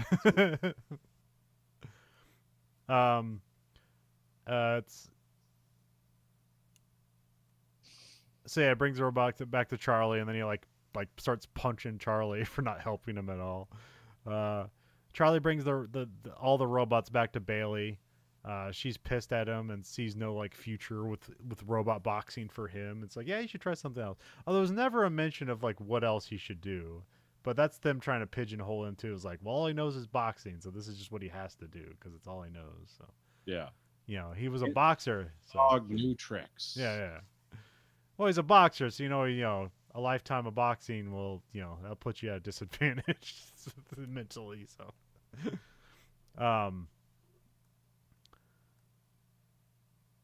so yeah, Charlie asked Bailey to look at Max's robot, but then the scene just like, oh, she already looked at it, so it's just weird. Yeah, it's move the movie along. This movie is like weirdly kind of long, but doesn't feel it because it's like 2 hours and 7 minutes, which seems like a bit too long for what this movie is. But it doesn't feel that long. But she says it's an old Gen 2 robot, but again, don't really know what that means other than it's multiple generation. I don't know what gen we're on. Yeah. But it's like well, I guess they said that. They power it up, it sits up, and starts mimicking Max's movements, where they call it like, oh, it has shadow function, which they say that's apparently rare. Max washes the robot down and sees the name is Adam. So that's now what it's called now, Atom, Adam. I guess implying it has a nuclear core, but we know that never becomes a thing. Oh, it does have a weird kind of neat, because you can kind of see the inside of it. It has like this weird kind of like circular power core thing on the inside of it. So Yeah, it seems like there was a lot of gyro stabilizers spinning in his head and body at all times. yeah, and Because he's and his head has kind of like this fencer mask kind of thing in it, but it's bent in such a way that he kind of has like a crooked smile, yes, and then the blue eyes like shining through like the fencer's mask. So like it is like an interesting way to give a face to this robot that really doesn't have a face at all. So yeah, it was supposedly named Adam because it was hard to crush. oh, okay. Because but yeah, it was designed as a robot that could take massive amounts of punishment, but really wasn't It a was meant to punch. train bigger robots and Yeah. not fight other robots. So as soon as I heard that, it's like, oh, they're gonna take him apart and use his armor abilities, but put the better robots so he can actually like dish out damage. yeah. Like they're gonna take parts from Noisy Boy and Ambush and make some kind of super fighting robot that for some reason nobody thought of. Yeah. That does not happen. No, But no. the parts of Noisy Boy are put into him, but mainly the voice command. Yeah, Um, it's like, so they've never explained. It's like, yeah, this thing is not designed to do damage, but it apparently does a lot of damage. yeah. Uh, Well, I but mean, they kind of set him up as like the Rocky of the movie, where it's like yeah, that was Rocky's thing, is that he just went he went 12 rounds every time. That's how many is in a boxing match, right? 12 rounds. depends. Usually it's agreed to, but yeah, yeah. Okay. Um, like Rocky always took it to a decision, and like that was his power. Is like you just can't put him down. Like he's not knocking you out, but he's making you go the distance when he like that's not supposed to be happening. Which that's exactly how they built this robot to be. Where it's like, well, it doesn't have power, but you can't knock him down. Yeah. It's got quite a gas tank on it, though. um,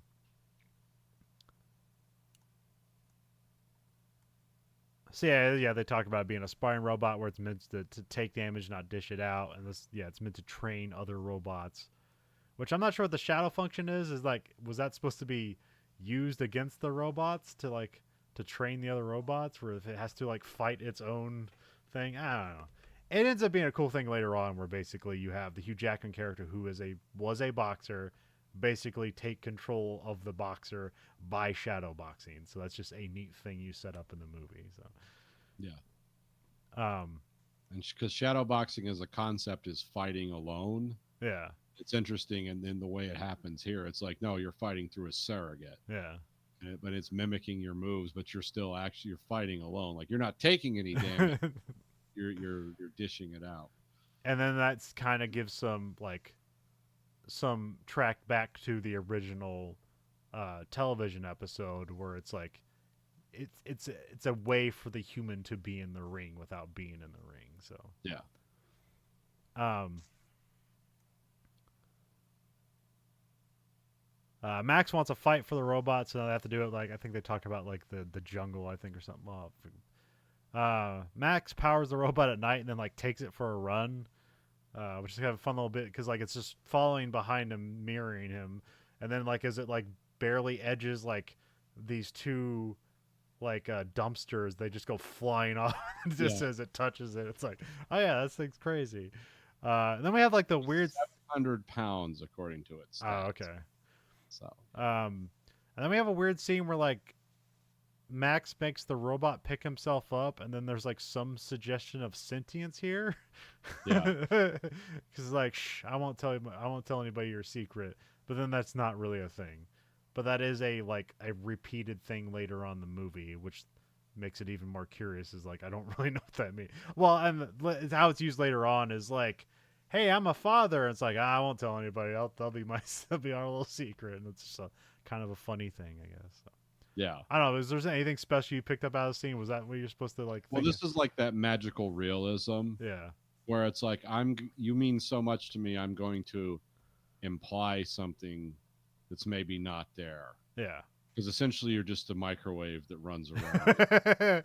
All this is, but you know, as a child, as a boy who's been through a lot and lost a lot, it's like it's magical. Oh yeah, you forget the entire movie that his mom just died. Yeah. Yeah, it seems like this is kind of his refuge, which is really sad because he's going to basically send this thing potentially to his doom. Yeah. He's just like basically throwing him into a trash compactor every time.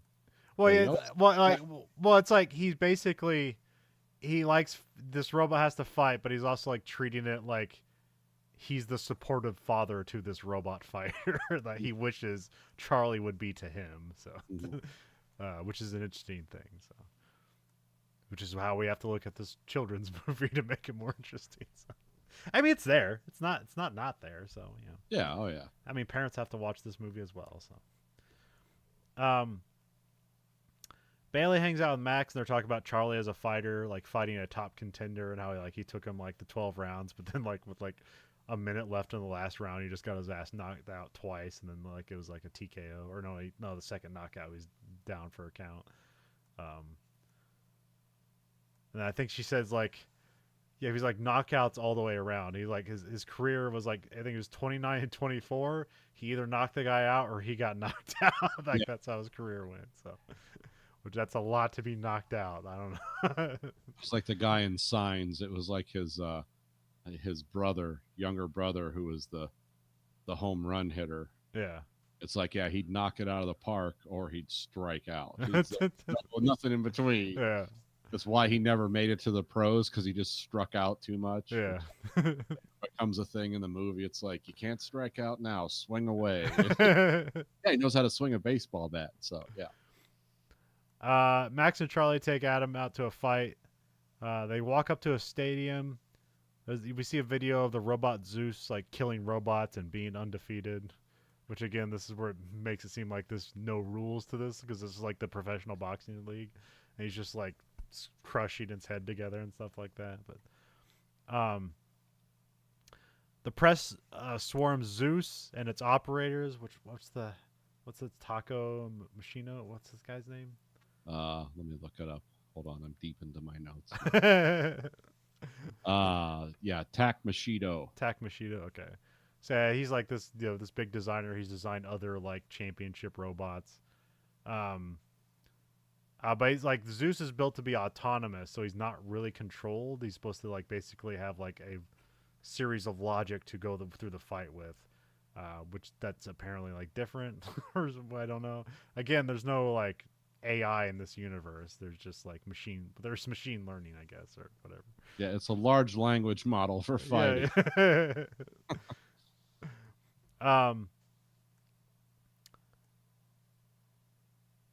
But yeah, it was also crazy because we had the press swarming this robot, and this robot like would just idly kill anybody in its vicinity, but nobody's afraid of it. So Yeah. it also sounds pretty gnarly too. It's got like the weird. They do kind of like weird slow-mos and like the kind of like transformer noises are coming off of it. So Yeah, you can tell there's like lots of servo motors. Yeah.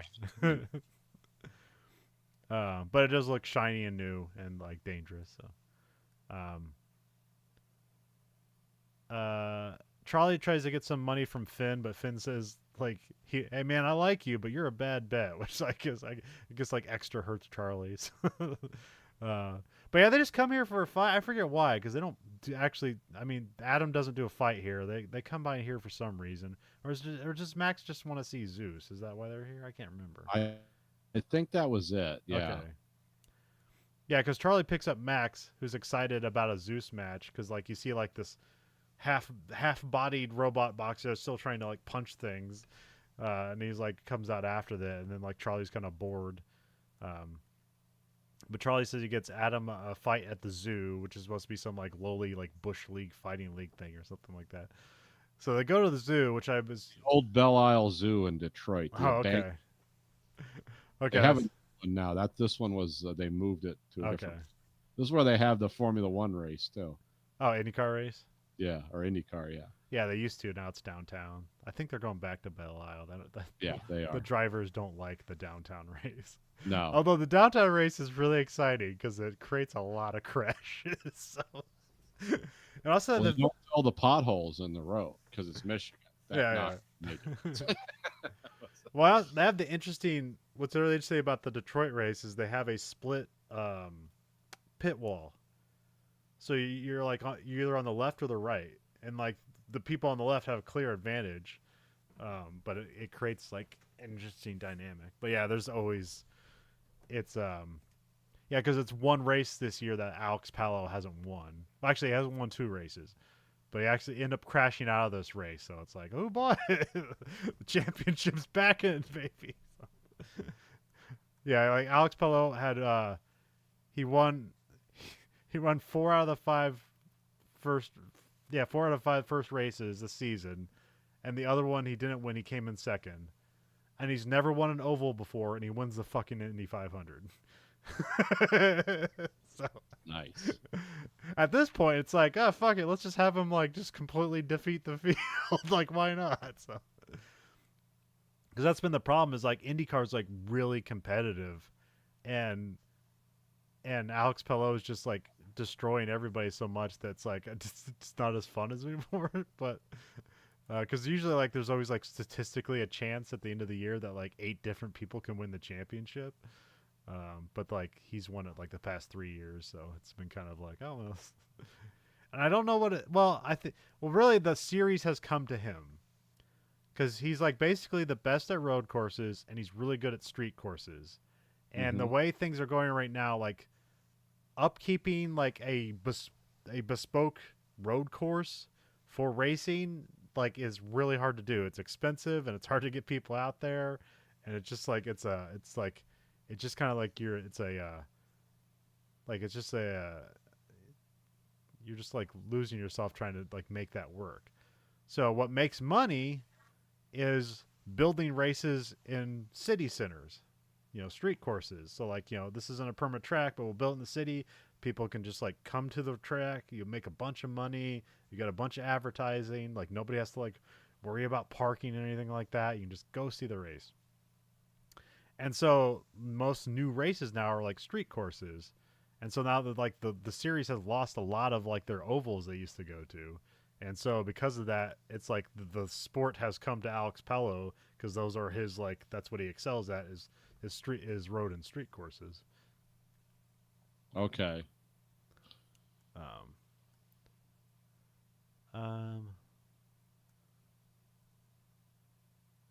So yeah, they go to the zoo. It's like a seedy underground boxing league, but it's still like there's still like 200 people here or whatever. So it seems to be getting, but no press. So, Max finagles a deal. And it's like $1,000 for one round, and basically if he loses the round, then he loses the bot. So again, like Max is not learning any lessons from himself, and it's like it's all in. The fight starts like the bot like kind of has like this weird claw foot thing, and like it holds the Atom in place as it punches it. And also this thing has like a sledgehammer arm, and it's a lot bigger than Atom too. So, but it's also like very kind of like asymmetrical and thrown together. So Yeah, it seems very cobbled together. So. And the operator of this robot is Kingpin, and that's played by the writer, uh, Oh, okay. John Gayton. So, um, which he does a good job here. He's a weird creep in the scene. So. Oh yeah, some kind of punk weirdo. uh, but yeah, so yeah, Charlie's just kind of like there. He's not controlling the robot, so he's just kind of there. And then when he realizes that the round is half over and like they're about to get $1,000, he's like starts giving him like pointers, like, "Oh, you need to do this, like just like let's like run away, kind of like run away, keep him up, like just don't get knocked down." And then Adam gets knocked down, but he gets back up just in time for the as the round ends.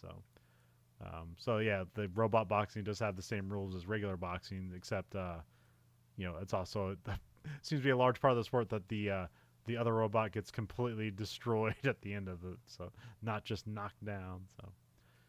Um, so yeah, he gets through one round. He talks to the Kingpin. He gets another double for nothing bet from him. Kingpin tries the the foot pinning trick again, but then Max dodges it, expecting it.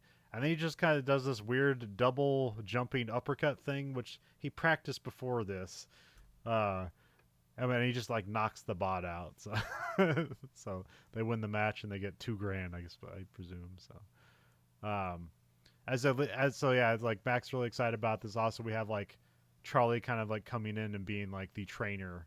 He's like, oh, like we actually have a chance now. It's like now I can use my knowledge of actual boxing to incorporate it into robot boxing, which doesn't seem to have anything extra special.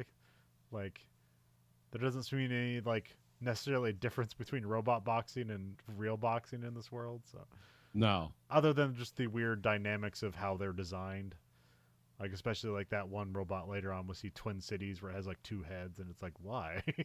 Yeah. It's very strange, but it's like so it can't be, I guess, ambushed. Yeah. Yeah, it's like that's an interesting solution. Um. So as they leave, Charlie gets a business card for another fight. We see at night Max toils away at like diagnostics at night. They also have him like constantly drinking Dr. Pepper. Just probably for advertising. So whatever. Texas thing, yeah. Oh yeah, that's true. Yeah. Yeah. That's you get Mexican Coke and you get Texas Dr. Pepper, which I believe uses real sugar in it. I think so. Yeah, Mexican Coke does. Yeah. Yeah, but no, there's a special like Texas Dr. Pepper that uses real sugar. I used to love Dr. Pepper. um. Oh man, is Cheerwine from Texas? You ever had Cheerwine? No. Okay. It's basically just cherry soda, but it's called Okay. Cheerwine for weird reasons. Because it's not wine; it's just soda. So, Hmm.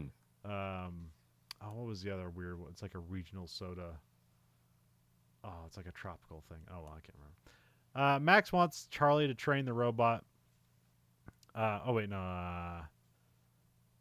Yeah, it's morning. He's activated the shadow. Max activates the shadow mode and starts doing some boxing, which again here is like this always looks dangerous. And then Max does like a dance routine with a robot, which I don't. They make a big thing out of it here, but it really doesn't work because the kid's not really a good dancer. So, so because they make a big. It only works like when you watch the robot do it behind him. It's like, Yeah. oh, this seems cool. Yeah. It is for the limited dancing he does do. To see like a 700-pound robot do it would be exciting, but seeing the kid do it just looks lame. So. Yeah. It's also funny that like Charlie says like, "Yeah, I'm not a good dancer," when that's like Hugh Jackman's like. He's an old school song and dance band, so. And then could also get like really jacked for for movies, so. Which I like that like he like basically retired from the Wolverine character, so you wouldn't have to do that crazy like workout routine ever again. And then it's like, can you do it again like when you're late 50s? It's like, I guess so. And he gets like even crazier jacked than he ever has before. So, Hey, you know that Navy SEAL workout stuff you were doing and thought was over? Well, guess what? You like $15 million? And we got crazy new drugs now. Yeah. We'll give you steroids and some Ozempic. Yeah, we're gonna dry you out. There, we're gonna see every vein in your body. It's the Ozempic Olympics. Somebody's doing that. They're doing like the what do they call it? Well, not the Ozempic Olympics, but it's called like the Altered League or something like that, where it's supposed to be basically like the Olympics, but where everybody can use whatever performance enhancing drugs they want. Oh, Ultra Olympics. Yeah, Yeah. Yeah. someone's gonna do a shot put, and then their heart's gonna explode. It's like he won. It's like, did somebody shoot him? It's like, no, that's his heart exploding. Oh, okay. But Max spent the night putting the Noisy Boy voice commands into Adam, which again I don't see this as an advantage, but here it's chalked up as one. Although Max like claims that really what got Noisy Boy killed is that his lack of like wanting to learn how the robot actually worked. Like he didn't actually like learn the commands, and that's why Noisy Boy lost. So, Max wants Charlie to train the robot. This is like presuming that like if he does the shadow boxing thing, that the robot will like learn from this. But everything in the movie suggests no, that's not what happens. So, but Charlie assures Max he's doing fine. He doesn't really want him like like hey, hey, this is your thing now, man. You can take the wings. Like I'm not I'm not a good father or a mentor. So yeah, just do it on your own. So, this is also where Charlie like talks about boxing all being a show and like they need to add some flair to the performance. And this where he like says like, hey, you should do that dancing thing. Like people really like like that'll like catch people's attention. Which this is true of like boxing. Like Yeah, this is what Muhammad Ali did to make boxing cool, is just being like this boastful, like like over the top person, and then that like brought people into boxing because everyone's like, I want to see somebody punch this fucker out. yeah, So, even though it's weird because I only know like Muhammad Ali as like this cool boxing guy. I didn't have like an antagonistic period with Muhammad Ali where I just wanted to see him get punched out. But I know that was like his whole thing because he got like his whole shtick from like, it's like oh man, it was a wrestler. Like this, he went to a wrestling match, and this is where he got his whole thing from. Have to like setting up wrestling matches. It was like Pretty Boy Floyd, I think it was. oh, okay. I think it was that. Yeah, it was something like that. It was basically a guy who had like blonde hair and like he was a coward, but he's also a champion, and like had wore robes to the ring, and like essentially this is like in like the 50s, but essentially back then that meant like he was gay. So and like this the unspoken thing was like this gay guy's beating all your manly wrestlers. Like we want that to stop, and that's where like everybody want to come out to see this gay guy get killed. Essentially, like that's how like it was never stated that way, but that was kind of the undercurrent of what was going on. So. But then like Ric Flair takes all that stuff too and makes it his own thing, and is also like people loved him and hated him at the same time. And that's why he made a bunch of money. Um, but yeah, that's but boxing's presumably a real sport, and so when you add that stuff on top of it, it does heighten it to a real extent. Whereas wrestling is it's all planned, but you can create drama however you want. Well, it's planned and unplanned. Yeah, Because someone breaks a foot. That's not according to plan. So, yeah, yeah. It can go in any direction. which actually is what makes it exciting, especially live, is because this isn't going to go according to plan. So, um, we cut to Charlie gets up in the early morning and like he takes Adam on some shadow training, and which again I don't know if this actually like does anything, or if he's like setting up. Well, there's stuff he does here that does become a routine later on, so I don't know if that becomes showing this here. If he presumptuously when he puts the shadow boxing mode on, it's recording these things, and then he can like tell it to do those things later on. But it's not as explicitly stated that that's what's going on. It's just kind of things happen and then other things happen. So, Oh, okay. um, then we have like a montage of fighting. We have him like fighting on an airplane hangar, which it looks really cool. It looked like a Street Fighter stage there. Max is doing some of his stupid dance moves. He does the robot with a robot, so that's just a fun little bit. So, then Adam is fighting in like a cowboy bar. There's one where it's just like it's just a ring of cars, and then like the robots get like knocked into the cars and stuff like that. So, Yeah, one of the cars presumably gets totaled. yes. Yeah, it's like Uh, one's like, oh no. and also like this must be in Detroit, I don't know, but also the robot he's fighting like has clearly like is like powered by like a diesel or gas engine because Yeah. you can see like smoke coming out of it and like you can hear like the motors and stuff like that. So, um, and then they kind of like shorten up a lot of business here. They have like a radio broadcast that basically just talks about like Adam like being up and coming. Um, all of this seems like nonsense. Like it makes it sound like billions of people are listening to this one radio broadcast from these two lame guys. But hey, I can relate. So. Listening to a podcast. What kind of future is that? But again, this world is like robot boxing is the thing. So Yeah. this is supposed to be their ESPN fill-in, even though they literally have ESPN later on in the movie. Um. But yeah, they end up getting an invite to a WRB fight in Detroit, and so we cut to the next scene. Like Charlie's like they're putting the robot back together, and Charlie's freaking out about the fight, trying to calm Max, who is completely calm the entire time. So it's just a little funny business there. Then they get invited. They get invited to the Zeus crew room, and then Olga, who like owns like has the money person for like Zeus or whatever. She makes an offer to buy the Adam robot for 200 grand, just so they can use it as a sparring bot. Which again doesn't make a lot of sense, but I guess just a dilemma they put here. It's like because immediately like Charlie's like sold, like I could use 200 grand, and then Max refuses to sell the bot. So then we have the Twin Cities versus Adam fight, which Twin Cities is like a two-headed robot, but also has this weird thing where it's like has like extra armor plating on the back of its head, and it kind of like spins the head around as a blocking mechanism. So that's kind of a neat thing. So, and this almost looks, this looks almost like explicitly like a kind of Rock'em Sock'em robot too. So very much looks like a fantasy robot. And also like the Twin Cities are controlled by like two guys, and like like they have like dual joysticks and then like these big kind of clear screens. I guess it's the same screens that they use on the phone, so that makes sense. Adam is introduced as he kind of dances to the ring. We get to the fight. Adam is just taking a beating, and it's like getting beaten into the corner. But then Charlie picks up on a tell and like turns the fight around because he's controlling him by the voice commands here. And then like as they turn the fight around, like Charlie knocks out Twin Cities. Like, does he do like a double punch to both their heads, or does he just knock one head? I can't remember.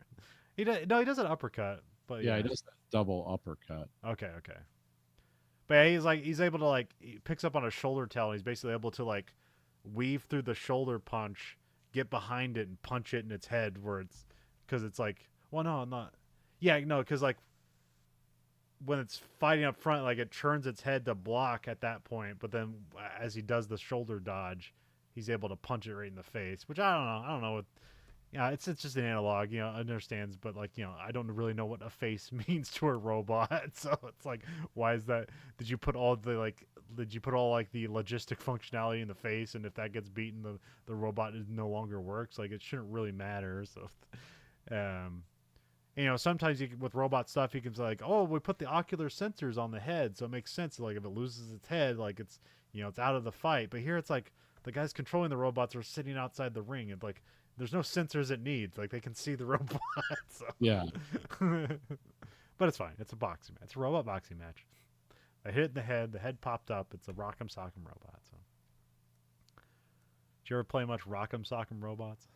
I did a few times. Okay. It was kind of neat. It kind of became kind of gave me like the Hungry Hippos. Yeah. We were almost overtaxing the mechanism. So yeah.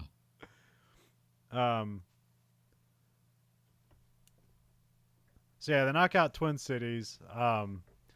The other guys are freaking out because presumably like they're on their way up, and now they got knocked out by like a small time robot.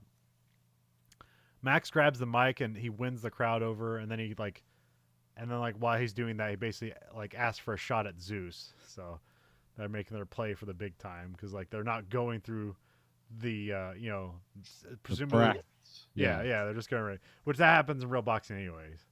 Like people are like, well, that guy's undefeated, shouldn't he be fighting the champion? It's like, no, they're gonna put the fight together that makes the most money. It doesn't really matter what your record is or how good you are. It's like whoever's gonna make the most money is the fight they're gonna put together. So remember like that, what was it, Mayweather, who's the MMA guy, the Irish MMA guy, Oh, Conor McGregor. yeah. Like they made like $1 billion off that fight, and it wasn't even an official fight. So like, yeah, it doesn't matter who's good or not. It's who's gonna put butts in seats and like sell tickets. So, and same thing with with MMA, same thing. Like Yeah.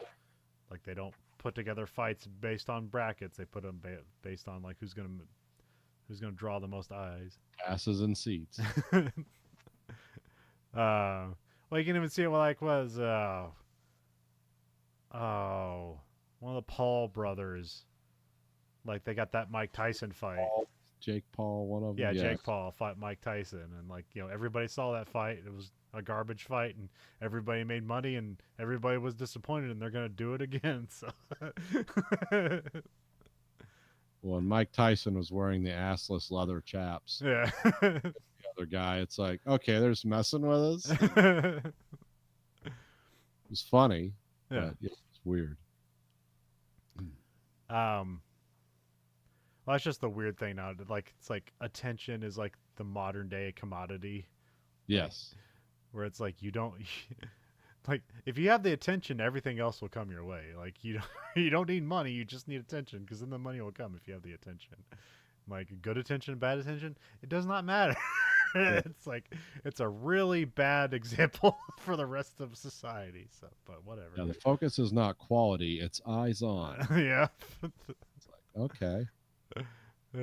We get neither, so when we do quality or good, we still don't have the attention. So poor attention. So poor attention nerds.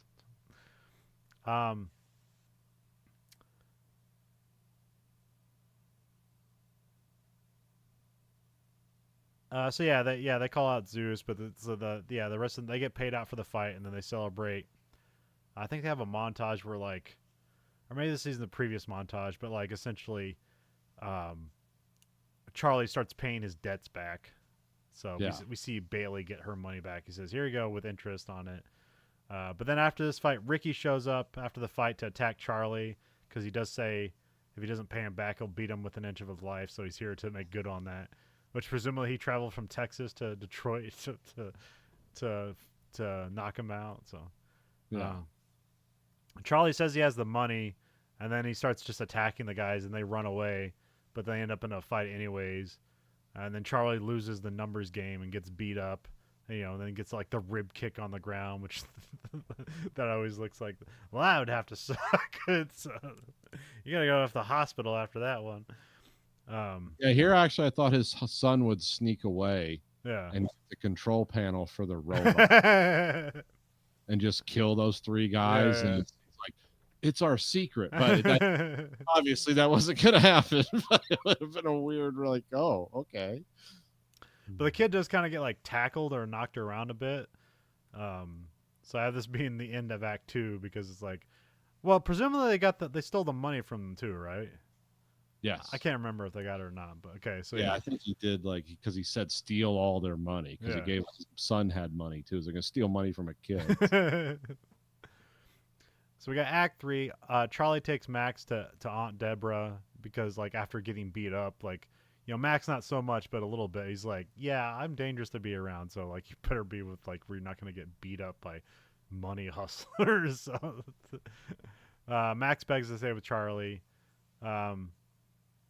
Here we have Charlie doesn't take the other 50 grand, but he still took the first 50 grand. So,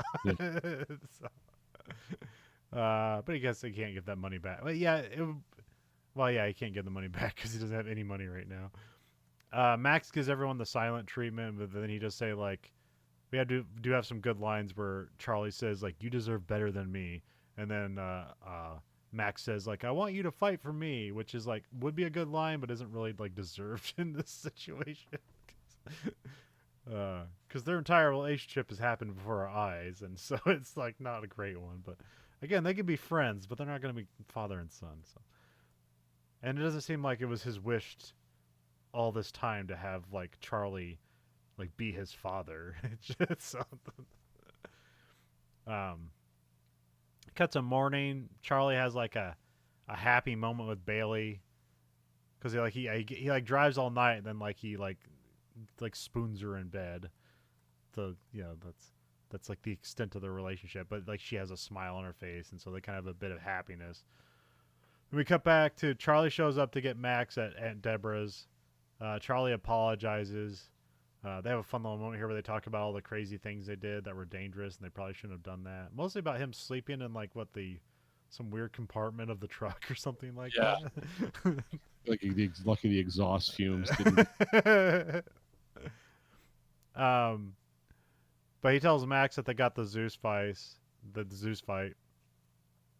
we have the announcers build up the fight, which we have. Oh, who's it here? It's the guy who played Marvin in Pulp Fiction. He was in Mad TV. What was that guy's name? He's like a very prolific voice actor too.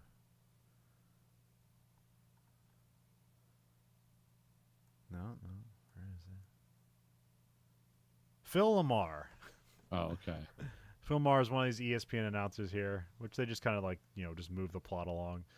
But they talk about like Tak Machido isn't taking the fight seriously, so he just like he doesn't care about it. So that's going to be again deliberately Rocky, because the whole part of Rocky is that Apollo Creed isn't taking it seriously. This is a stunt for him to fight nobody and kind of give him a chance.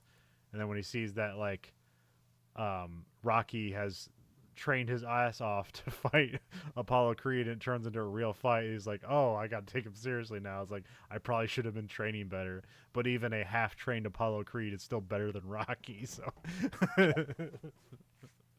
but he doesn't have his heart. So,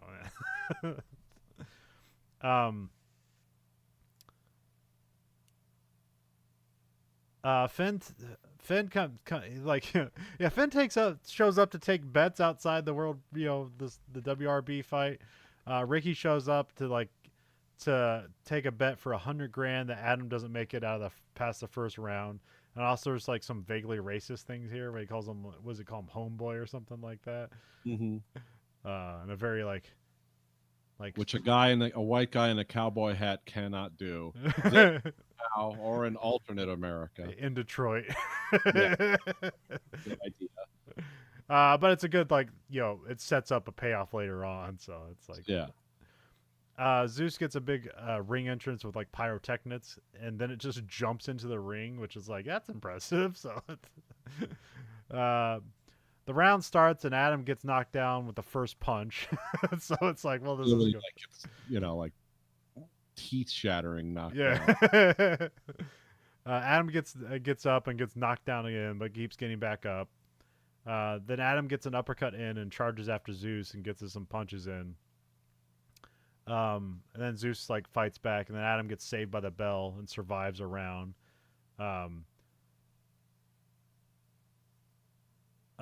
And so then we see Finn corners Ricky to pay up his money. Like they like start to leave like as the round ends, because now he's like lost $100,000. And then him and his girlfriend start going one way, and they see Finn, and they start going the other way, and they see one of his guys, and it's like, hey, come see me outside. So maybe this guy's throat's slit, maybe he loses $100,000. We have no idea. Yeah, they can find his body in the dumpster. We don't know where this is going. We don't see him for the rest of the movie, but presumably something bad happens to him. So it's one of our villains gone. So yeah, we spend a lot of time in this first round. Then we get like a montage of because I think there's only 5 rounds. We get a montage of like 3 through 4. It's like a back and forth battle, but still like, it's Adam's getting beaten most of the time. Then at the end of the 4th round, the voice command module breaks, and then he gets pummeled in the corner and is just saved by the bell, because it's like about to like crush punch his head, and then like the bell goes and the robot stops immediately.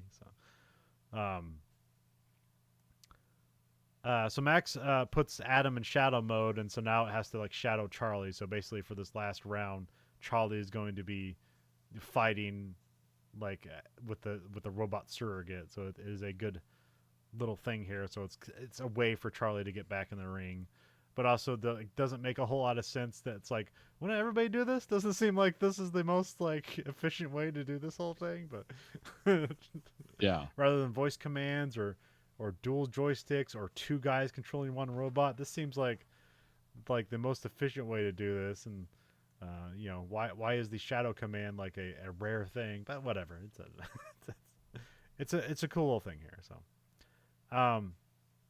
you set up something, you pay it off. Yeah. Classic, screenplay writing. So it's a fifth and final round. They're basically doing a rope-a-dope on Zeus, where like Zeus is going to punch itself out of the match because apparently it's using power and the power is depleting now, which is a concept introduced just now.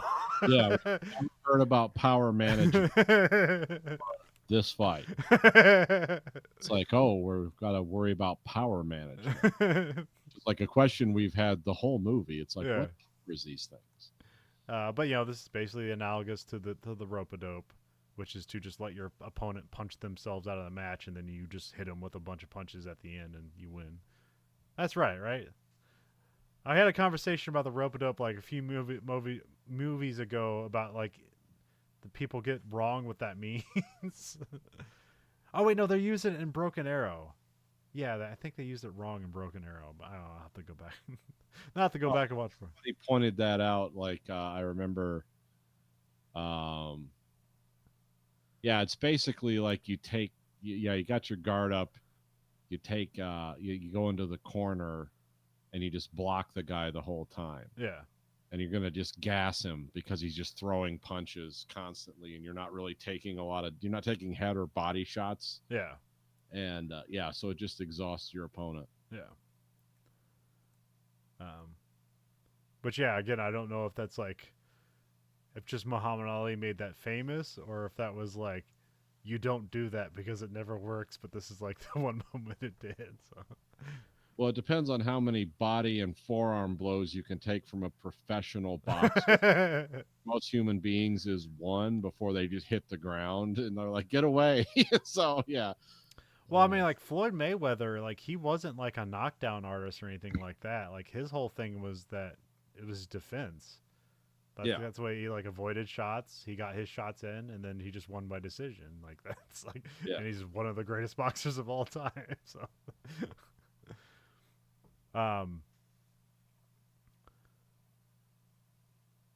yes, the crowd like is really like getting behind Adam here. Zeus slows down.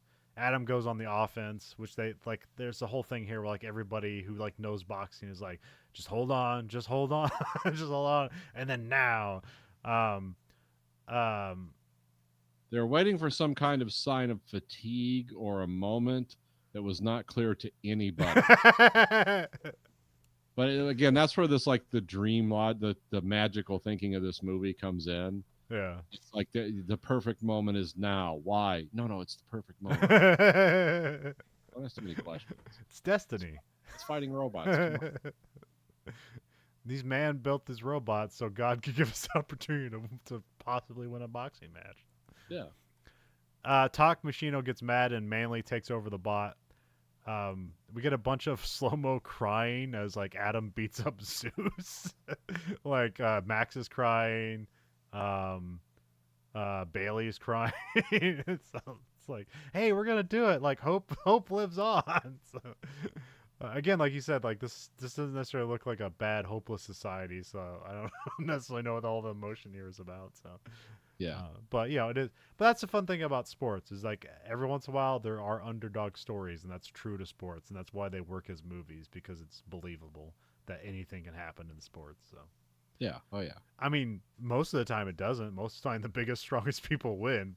But occasionally there's like people with like new ideas and techniques, or someone who's just like trained so like with such razor accuracy that they can overcome other people's abilities of strength and speed. So Yeah, I mean that's the thing with like football, especially because it's the one I understand the most. It's like, oh yeah, whoever has the best like, whoever has the best line and the best tactics, like they're almost always going to win until you get into those championship level games where it's like half the players have been eliminated and now it's like, oh, we've had to adjust our strategy. yeah. As what makes football cool is its evolutionary strategy as the season goes on, because it's almost constantly, as players are eliminated, tactics must change. Yes. And then sometimes it gets ridiculous where it's like, I don't know, some local teams around here, which it's like they've had some inspiring seasons, but when your like win tactic is like, okay, we're going to do 2 punt returns this game, it's like, no, what are you talking about? That doesn't happen. That happens like once every been a blue moon. So yeah, but Video game football. Video game football. Yeah, oh yeah, Always go for it on fourth down. yeah, always go for it on fourth. Because if you win, it's a moral victory.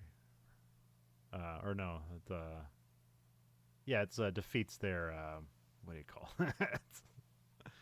And a lot more of the Cinderella effect used to happen in college sports. Yeah. But that's gone. Yeah. Now that you can pay players. Players, it's now that it is just professional sports light. I know. Yeah, we do like. Although the NBA Finals is fascinating, we have two teams never won championship. Were both small market teams that did not spend over the cap. Yeah, and they both have deep benches. It's like weird. So. But yeah, I hate their last season because you better believe those they empty out once the new contracts start coming in. It's like, well, yeah, like the Pacers and Knicks had like a great series, and I hate this about like fucking New York and Knicks fans. Well, it's just New York fans in general. Yeah, but their argument about getting their ass handed to them in the Eastern Conference Championship is that, well, now the rankings are going to tank because the New York is not in the finals.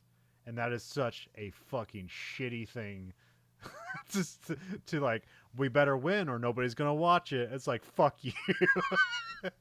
Yeah. And they're proven right too. Like, apparently, yeah. So oh well. It's a great championship right now. So Pacers up 2-1. I don't have a lot of hope to them to win it because Thunder are such a great team and have such a deep bench. But also, like, they haven't lost 2 games in a row all year. Yeah. So I don't expect them to lose 2 games in a row. So, but it might go to 7. I don't know. I've heard this bi-coastal argument every World Series where it's not an East Coast versus West Coast team or any team from either East. It's like, well, nobody cares about those areas. Yeah. And it's like, yeah, and you always hear that. And it's like, well, yeah, that comes from those markets. Just like when the Cubs were like going to the World, it's like, well, nobody's going to care. Yeah, it's only the 3rd largest city country. Like, yeah, nobody's going to give a crap, obviously. But also it's weird because that doesn't seem to affect football. Like if the Packers are in the championship, it's not like the ratings go down. Yeah, football has like, because not every state has teams. They have, especially in the Midwest, they get a lot of that regional fandom. Yeah. And you got to remember, Michigan was a void for a long time.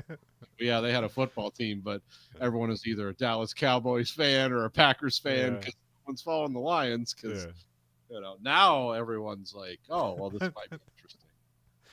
But again, we got to do like 2 punt returns to win. And it's like, okay, hopium is fine, but yeah, that's.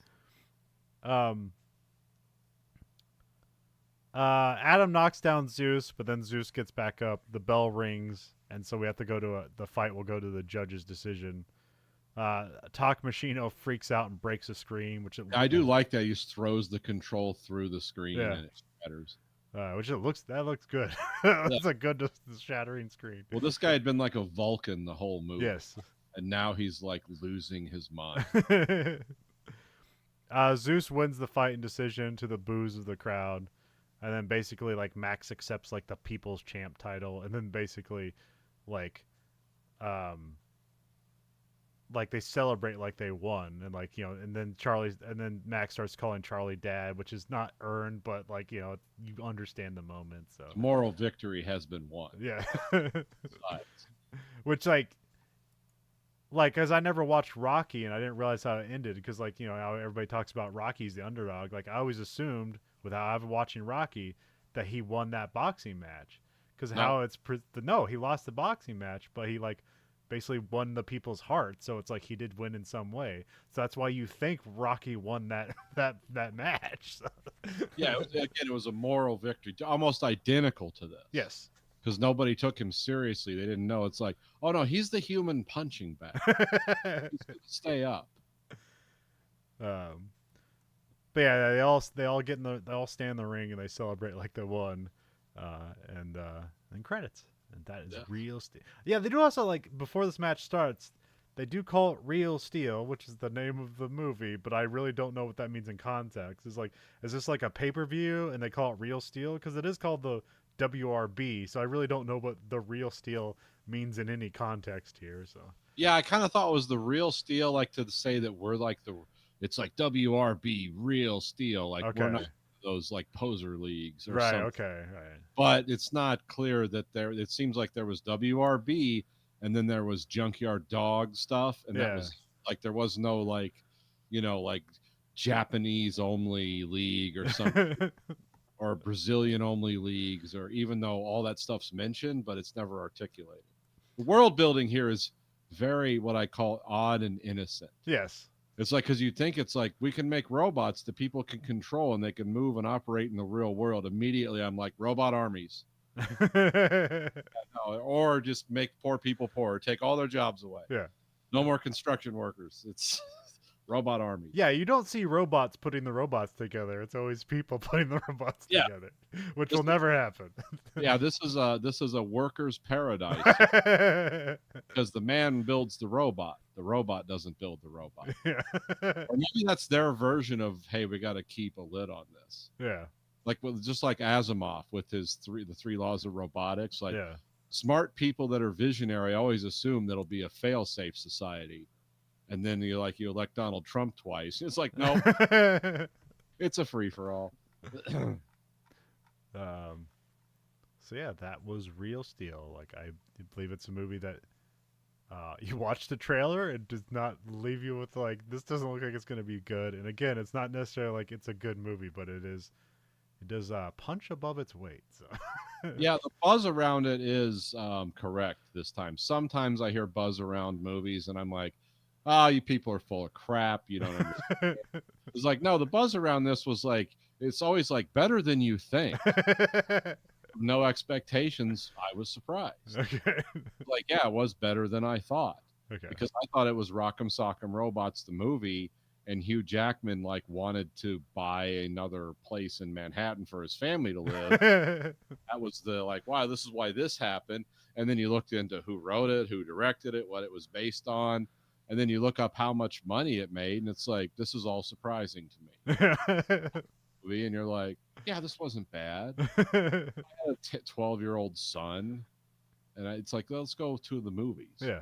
Which is what I always appreciated, like about the first 3 Transformers movies. Like everyone hated those. Son was young then, and I could take a movie, and we were entertained for sometimes 3 hours. Yeah. Good. It was value. It was for that kind of entertainment. It was good value. And then we'd go, then when he was like 14, it's like, let's go see Annihilation, son. It's like a different phase of movies. Then we're going to independent theaters in like Royal Oak. It's like, we're going to watch a foreign film, son. Okay, Dad.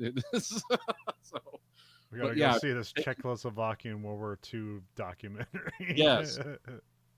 And then I'm told like that's a bad idea, and now he has it on DVD anyway. See, this paid off somehow. Yeah. Although, John Gatins or whatever. He does have a pre-production credit on a Real Steel 2, but what I've Internet Movie Database, anytime it says pre-production, like anything can say it's in pre-production, so there's no reason to believe that. So Yeah, my long hoped for Gap Cycle movies have been in pre-production since 2002. So they're taking a big loop on those if that's ever going to happen. So.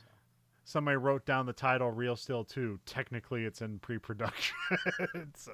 Well, it was a pitch for an Amazon series too. Oh, really? Okay. Hugh Jackman, but Hugh Jackman's like, I'm not attached to that. I don't know. So I'm not a TV star.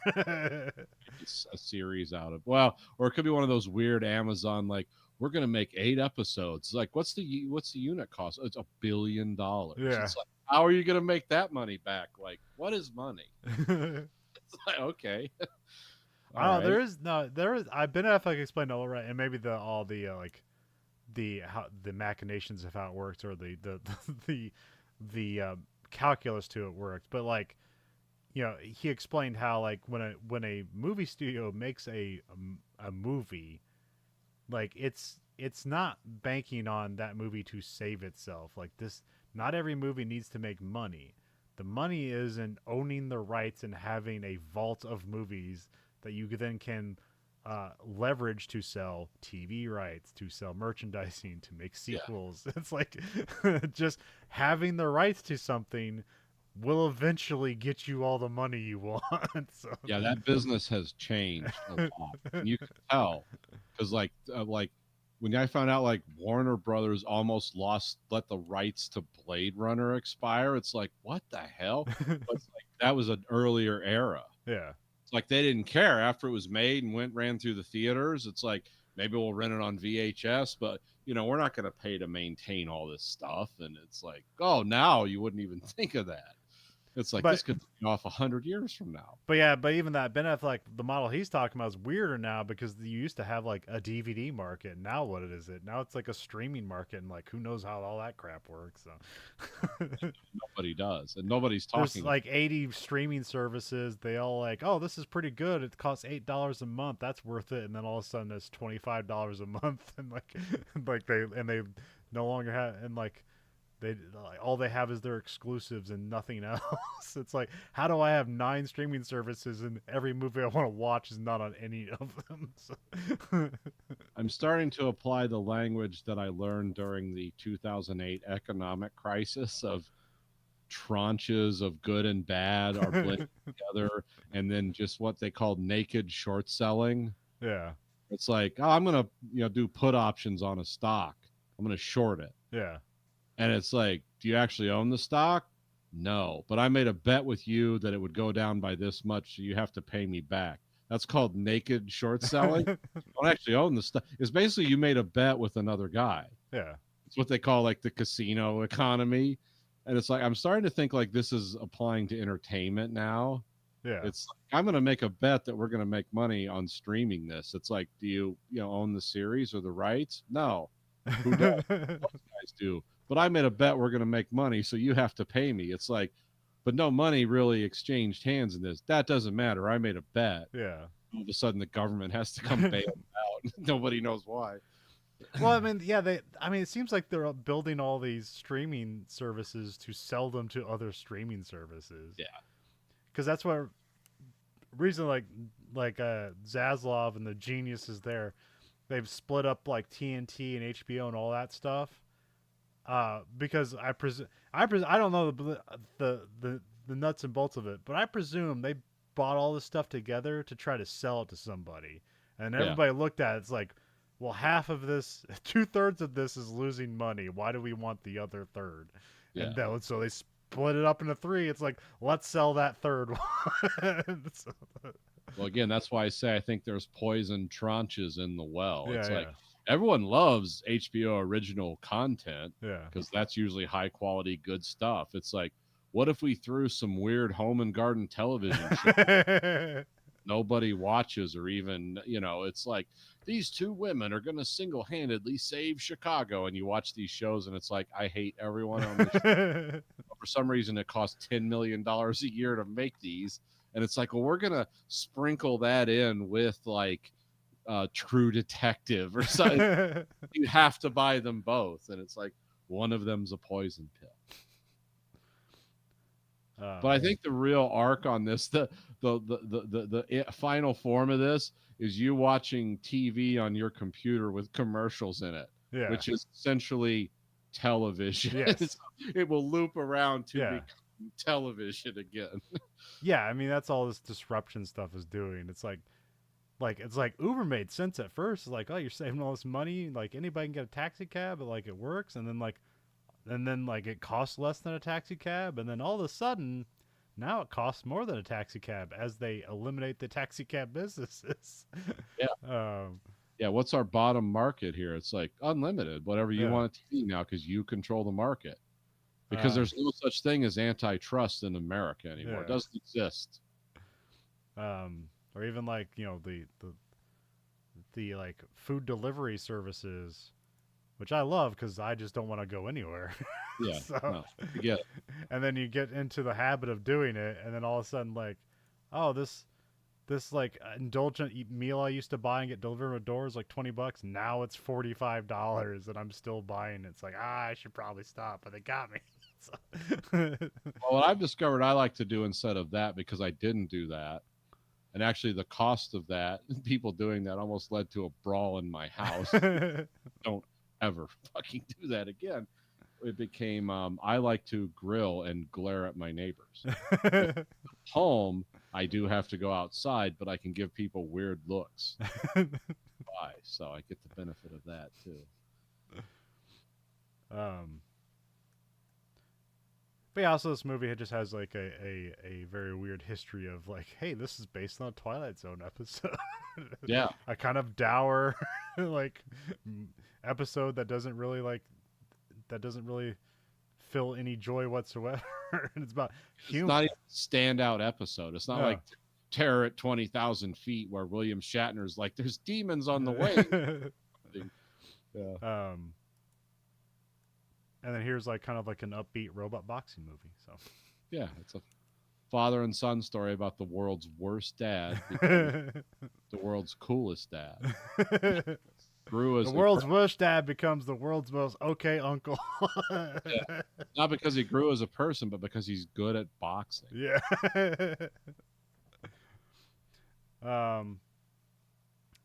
Well, where Sydney Provo States contain the supercut of scenes from the Imperfect Collection that is the Verhoeven Effect. Nathan, what one scene in this movie are we shoving into space? Well, certainly not the trailer.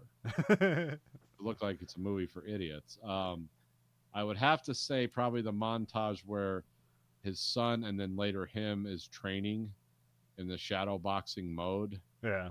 because it kind of shows it's like, well, that's the only power this robot has over the other more powerful robots, is it can learn and be taught and be controlled in these very human ways to fight, because it's the only thing that makes sense. Because again, I thought they were going to do a robot build up, like we're going to combine these three robots into a killer, but no, that's not what we're going to do.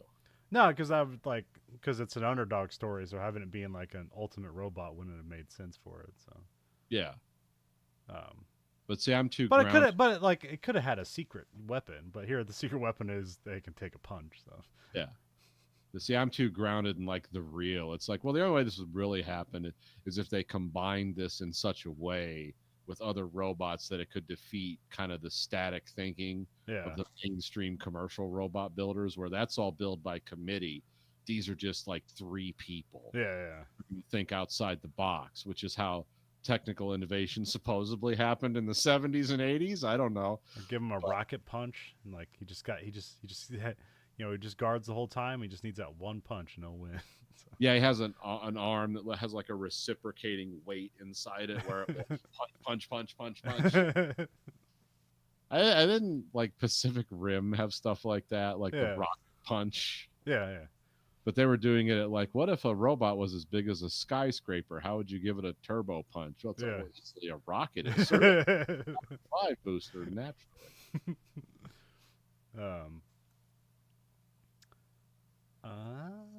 We can we're on Letterboxd. You can find us username VHE 1 out of 5 stars. What are we giving Real Steel? Surprisingly, I'm going to give it a 4. Okay. I was thinking maybe less, when I started, but then it's like, yeah, because the 15-minute opening credits were like, oh, okay, they're padding out this movie. Yeah. But it redeemed itself. Yeah. Uh, Like I said, I don't want to say perfectly, but it's a perfectly executed, or it's a well executed sports movie.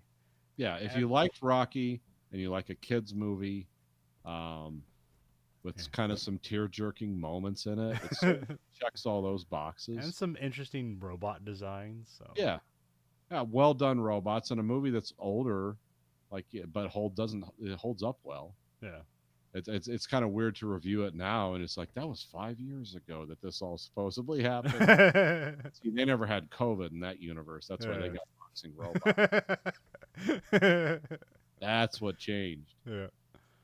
Um, well, you can find us at verhoeffect.com. There we have listener support. You can support us on monthly stipend either 99 cents, 49 or 999. Cancel anytime. You can rate our podcast. You rate our podcast over once, but the only thing the algorithm listens to is the highest rating. Remember, you must control the algorithm. More now than ever. Yes, we don't use the algorithm to fight its own fighting league. Algorithm fighting league. So. Yeah, set it against itself. It's the only way to win against Whopper. So. Throw your wooden shoes into the gears of automation. You can find us at Twitter at Verhoeven Effect. You can find us at Blue Sky Social at Verhoeven Effect. And you can find us at Facebook at Verhoeven Effect. And you can find us on YouTube at American Greed Factory. You can watch both this and that show live and unedited. So for the Verhoeven Effect podcast, I'm Conlon. And I'm Nate.